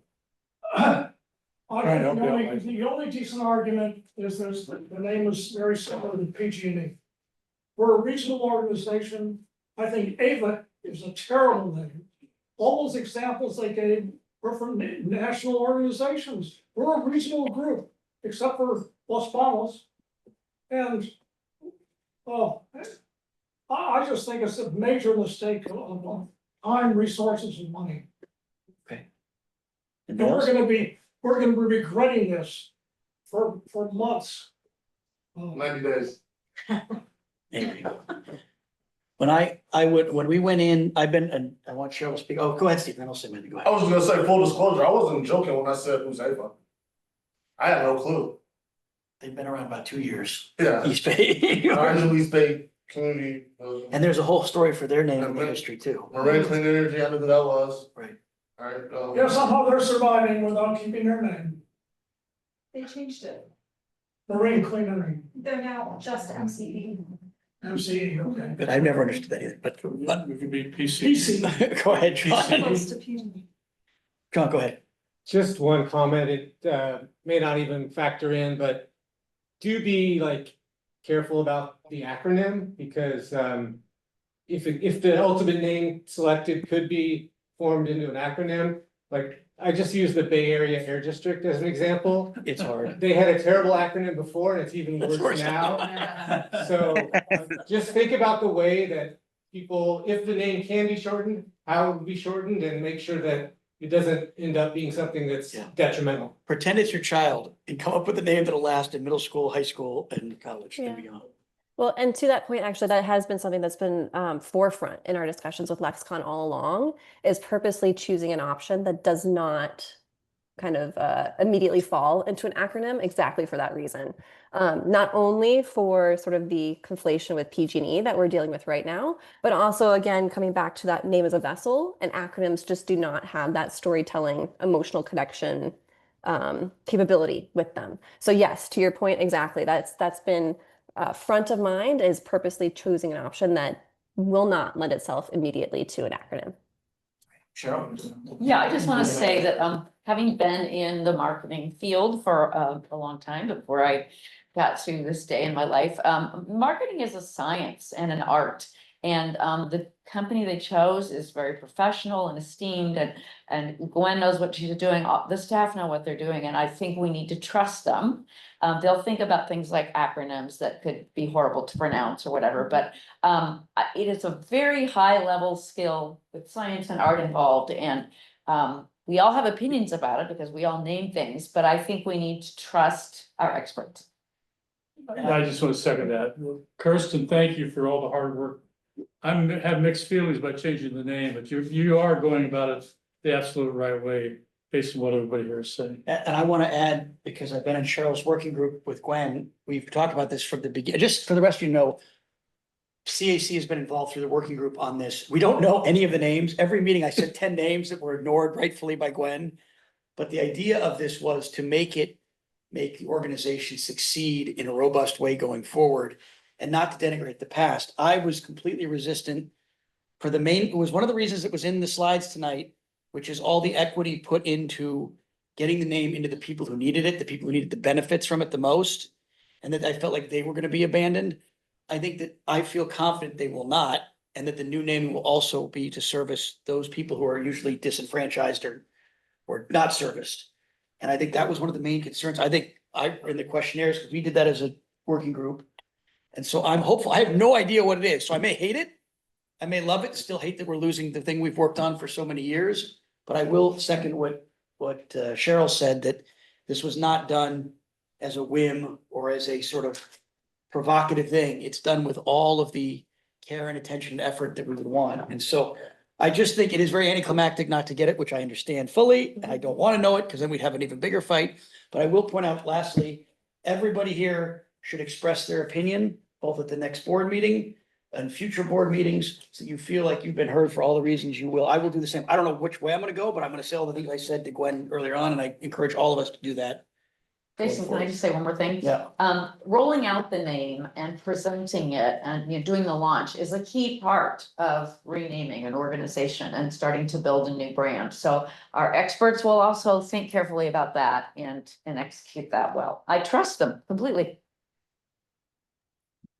Yeah, thank you. That's exactly right. So yeah, moving ahead to 2026 is going to be a really, really big year for PCE, which is really exciting. So not only a potential name change, but the 10-year anniversary. And so brand awareness campaigns that will happen regardless of whether or not a name change happens. Our new office space, there's also interest in creating a new logo potentially, again, regardless of a name change. So lots of opportunity here to truly honor those first 10 years of the chapter and all the work and all the blood, sweat, and tears that made this organization what it is today. And then also open up avenues, open up connection, open up ways to be that vessel with our customers and our constituents and our partners moving forward to make that next 10 years just that much more successful, especially given, I think as some of you alluded to, our current political climate and things as well. And so really hoping that this is part of a larger brand discussion, a larger brand strategy, and not just, it's one piece of the puzzle, basically. So yeah, thank you all. Kathleen. Remy's had his hand up. Oh, I didn't know if we're still. Quick question. All right, Remy, go ahead. Yes, I agree with actually both Michael and Jonathan and Jason. We do need to unfortunately change the name because the abbreviation is too close to PG&E, and because the name is long, it gets abbreviated. So that's unfortunate. I think if we had a thing like SVE, Silicon Valley Energy, Clean Energy, we would have been all right and not have to go through this exercise. That being said, Lexicon, I was on the subcommittee with Jason, and Lexicon really's got some, good methodology, as what Kirsten presented, and so that was great hearing the whole process, and then hearing it again in this presentation. Yes, it's disappointing that we did not get to see the name and make any recommendations to the board, which is kind of part of our committee's mission statement. But I guess our chance to influence the board to be at the board meeting when this thing's all unveiled. Correct me if I'm wrong on that last bit. And that's going to be in October, is that correct? Yes, so that's what we're currently aiming for right now, is October. Yes. Okay, so I guess we all need to attend the board meeting, it sounds like. Yes. But thank you for all the effort, Kirsten and staff. Yeah. I mean, Yeah, it's unfortunately a needed thing because of the PC&E versus PG&E. But yeah. Yeah, and thank you all, because I do know that the CAC and the marketing subcommittee have been really, really helpful to our team in particular. So So yeah, we're very happy to have your support and your questions and your concerns, because it's all part of this process to get through together. And we'll see where we end up. Again, we're trusting the process and riding that wave together. So it's very exciting to see what may happen for the organization moving forward. Okay, Kathleen, and then My public question is comment. somewhat peripheral. Christian mentioned something about there being the new office space, and I knew that was something being considered. I just want to make sure, did I miss something? Has a decision been made about that? No, okay. Thank you. Is there any, oh, Robert? The decision's been made to move. The decision I don't- where to go is not. I don't think that's true. Do you know that? Well, I thought the decision been made to find another space. Do you know that? I mean, I don't think we should. Yeah. This is Jen. Can we go ahead and just stay on the naming agenda? Yeah. That's fair. You're right. I don't know that either way. potential- Okay. You're right, Jen, All right, sorry. it's all right. The, is there Future any- agenda item. yes, public comment, public comment. No public comment, all right. We have an action on here, but I don't think we need to take any because we don't have anything to take it on unless we want to, but I think we're okay. Okay. Now we're on to Kirsten. Are you still? Yes. Thank you, Gwen and Kirsten, for that. And Kirsten Anderson, are you ready? Yes, we're doing upcoming topics. No, I'm gonna do social marketing liaison part. Ah, great. I'm going to refer this to Vanessa. Sorry. Yeah, so two quick things. So one is that many of you attended our first ribbon cutting event in East Palo Alto. We're gonna do another one in Millbrae. It's celebrating the largest existing multifamily EV charging retrofit on the West Coast. It'll be on September 20th in Millbrae. We'll send out information to you all. Hope you can join us. And then another update, you all may have seen an email from me announcing our EV marketing campaign, including a discount campaign through Ride and Drive Clean that provides negotiated discounts for new electric vehicles. And so, yes, we're heavily promoting those incentives before the federal ones go away at the end of September. And we'll make sure to send out that information again to you all if you want to help us get the word out. Okay. Any other public comment? All right, thank you very much. All right, now please, oh, go ahead, Dave. Yeah, it's really late, super briefly. Silicon Valley Clean Energy has an all-electric dream home trailer that can be rented for events. And I was at an event recently where it was rented and it was a very successful way to engage with the public about solar, about EVs, about all of the electrification that happens inside homes. It's not cheap to rent, but I just wanted to recommend that you look into that for events, like maybe for next spring or summer. What does not cheap mean? Several $1,000s. You rent it Several thousand, from yeah. SVCE? Yes, from them? and their Okay. staff. It's not clear how much because it depends on the staff time set it up and breakdown. Okay. Cool. Thank you. Thank you. Okay, and then future topics? Okay. Oh, no, wait, I'm sorry. Did I miss? Am I out of order? Next is working group. Working group reports, all right. Cheryl, you got anything? I think we just talked We about just did it, okay. All right. Yeah, we've been walking through this and we've heard these pieces before and I think we're all pretty excited about it. So I think it's gonna be a good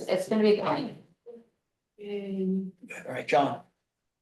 If you haven't, you might from today. I don't know. I could, but it seems like it's late, so. Okay, Robert. Do you want me to No, skip it? we talked about strategic planning. We did, all right. We're good. Anybody, Remy, or who does the other one?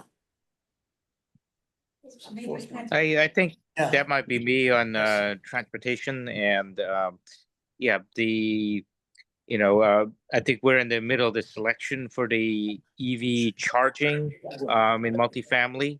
So I'm on, I was fortunate to be on the subcommittee for the RFP selection, so that's underway. And we're interviewing three shortlisted candidates on that this Great. week and next week. And then the marketing's done a great job on getting the word out about the expiring EV rebates. And so I've seen it even in the city website for like Pacifica, for instance. So great job on that. Thank you. Cool, thank you. John, yes. I probably should make a quick report out.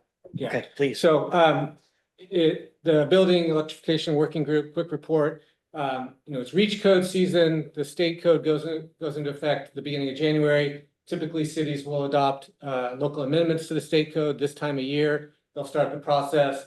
We all learned about AB 130 and the restrictions on residential building codes, but there are ways to get around that. So PCE had an intern do an analysis of every city to look at their general plan, and it's encouraging that probably many cities can use that general plan exemption to move forward with local amendments. It's up to the city attorney and the city to, figure out how much risk they want to take, but that is an option. Menlo Park has already passed a reach code. Burlingame and San Mateo are looking at it.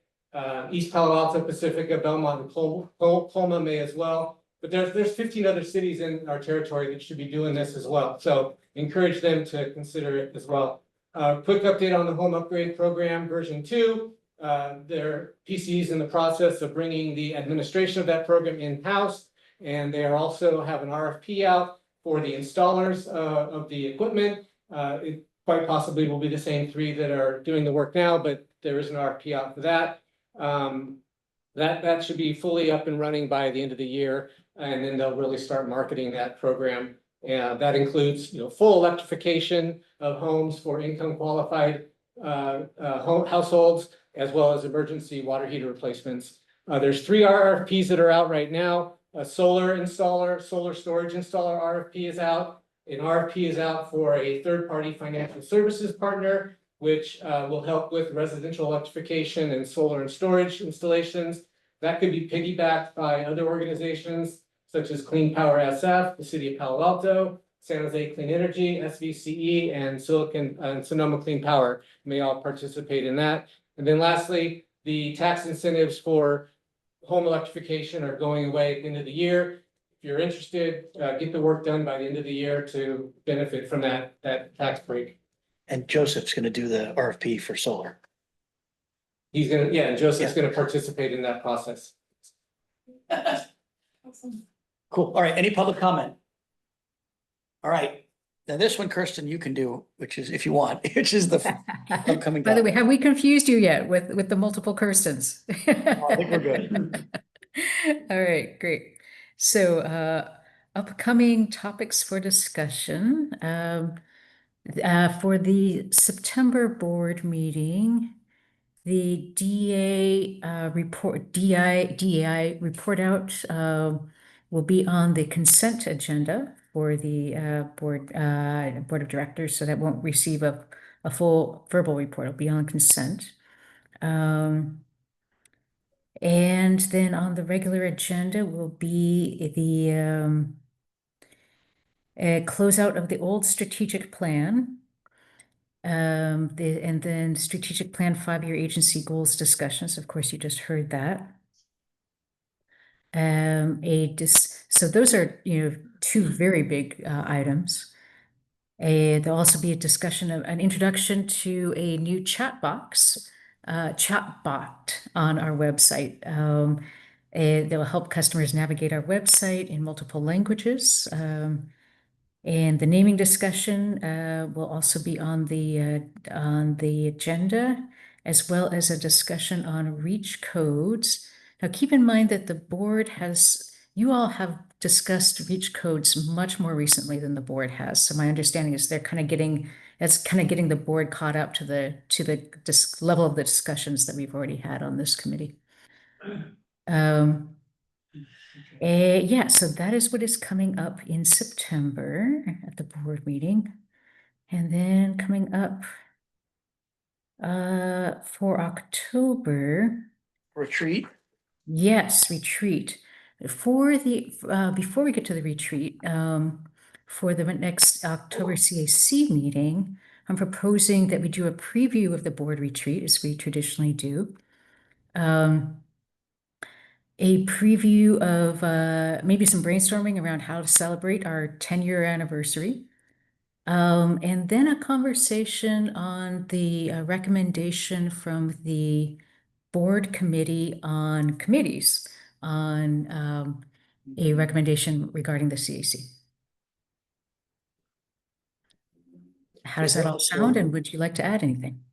Yeah, go ahead, Robert, and then Michael. I didn't quite understand what you said about the recommendation on the board committees. Can you say that again? I'm sorry, maybe. I didn't quite Right, get it. right. So as you're aware that the board has a subcommittee, which has been reviewing the functioning of all of the committees.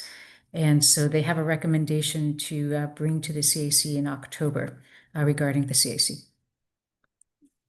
Got it, thank you. Michael, I'm sorry, go ahead. Well, I was gonna ask, are we going to be apprised of the recommendation before they publicize it, or? That's what this is, I think. Yeah, so this will be the opportunity to discuss it. It's also our intention to reach out to you all individually before that meeting to give you kind of a heads up. So you're gonna I just want to understand, so you're gonna we're gonna talk about it at our October meeting, Mhm. so we know what's gonna be presented to the board. Exactly, before it Okay. comes to the board. Yes, Okay, that would be nice. And you're gonna talk to us before that individually. that is our intention. That would be very good. Great. Appreciate Strategic plan, is there another bite of that apple? I think there isn't, but we talked about that yesterday. Is there a chance for that in October? I can request that if you like. I, depending on what's happening, yeah, I think that'd be good, just so we follow up on what we just did. I would second that. Right, I cannot guarantee it will make it onto your agenda, but I can request it. Okay. Wait a I didn't have minute, I'm a little confused. Kristen, did you mention the strategic plan was on the board's consent agenda for September? Is that Oh, correct? no, that's definitely on the regular, that's on the regular agenda. Okay, I'm It's confused. Yes, it's so the many DEI items. report that's on the consent agenda, so that's not getting a verbal report. Okay, so the strategic plan is on which board agenda? Is it September, October, or it's not on either? The next board meeting is, yeah, September, it's both. They're kind of getting a preview in September is my understanding, and then a final, I believe, I think there's going to be a final vote at the board retreat in October. Though Okay, so that strategy could shift a little bit. That's my current understanding. so the board will get what we just voted on, in 2 the weeks. recommendations in 2 weeks on the September Yeah. preview, correct? Oh, okay, Correct. so that During Jason's will chair report go to the board. together. Yeah. Okay, and then I heard the naming was going to be on September, so I was incorrect earlier on that item when I thought it was going to be an October board meeting. So it is on September, correct? Ren is still on the line. Or Let want to make sure. let me check what's The coming up. naming committee was gonna make the selection in September, and then it was gonna go to the board in October. That's Yeah, actually, let me tell you what's on board for October as well. That might be helpful. So the retreat, which you all know is not, they don't go anywhere. They just have a longer board a meeting. longer meeting. And kind of step back and look at the big picture a little more. So that meeting is currently, oh, it doesn't say what time it's going to start yet, but we'll let you know. 5:30. Okay, great. It's usually an hour earlier, yeah. Looks like there's going to be a speaker. October? Yes. October board retreat. There'll be We shall go to 23rd, that. it'd be the 23rd, right? Yes, correct. That's October I'll go 23rd. to Again, that. that's always a good one to come and listen in on and participate in. And of course, as you all know, Jason represents your recommendations in the chair report, but members of the COC are, of course, always welcome to make public comment representing yourselves as well. So definitely come speak up if you have something to say. And Reach codes in September. We may want to do more on that, so we didn't talk about it here. Okay, all I'm right. sorry, I didn't hear that. Reach codes are up in September, so for those of you that want to speak to that and influence other cities to say, hey, my city board member, maybe we should do reach codes in our city. I would recommend that for the next meeting and again in October. Yeah. Okay. Great. Okay, so a quick preview of what's on the agenda for the October retreat. There'll be an just outside speakers, industry outlook. So that'll be an energy specialist just giving the board an outside perspective on global energy markets and the current situation. We're aiming to adopt the new strategic plan and to adopt the new name for PCE in October. Okay, that answers the question. So the board will be previewing both those things in September, voting on them in October. There'll be some planning for PCE's 10-year anniversary and an approval for the CEO to negotiate a facilities contract for our new office.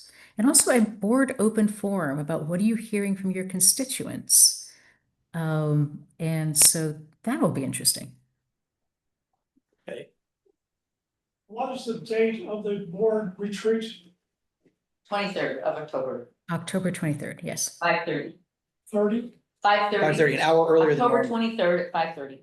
I'm not sure it is 5:30, that's what it's been in the past, but stay tuned on the time.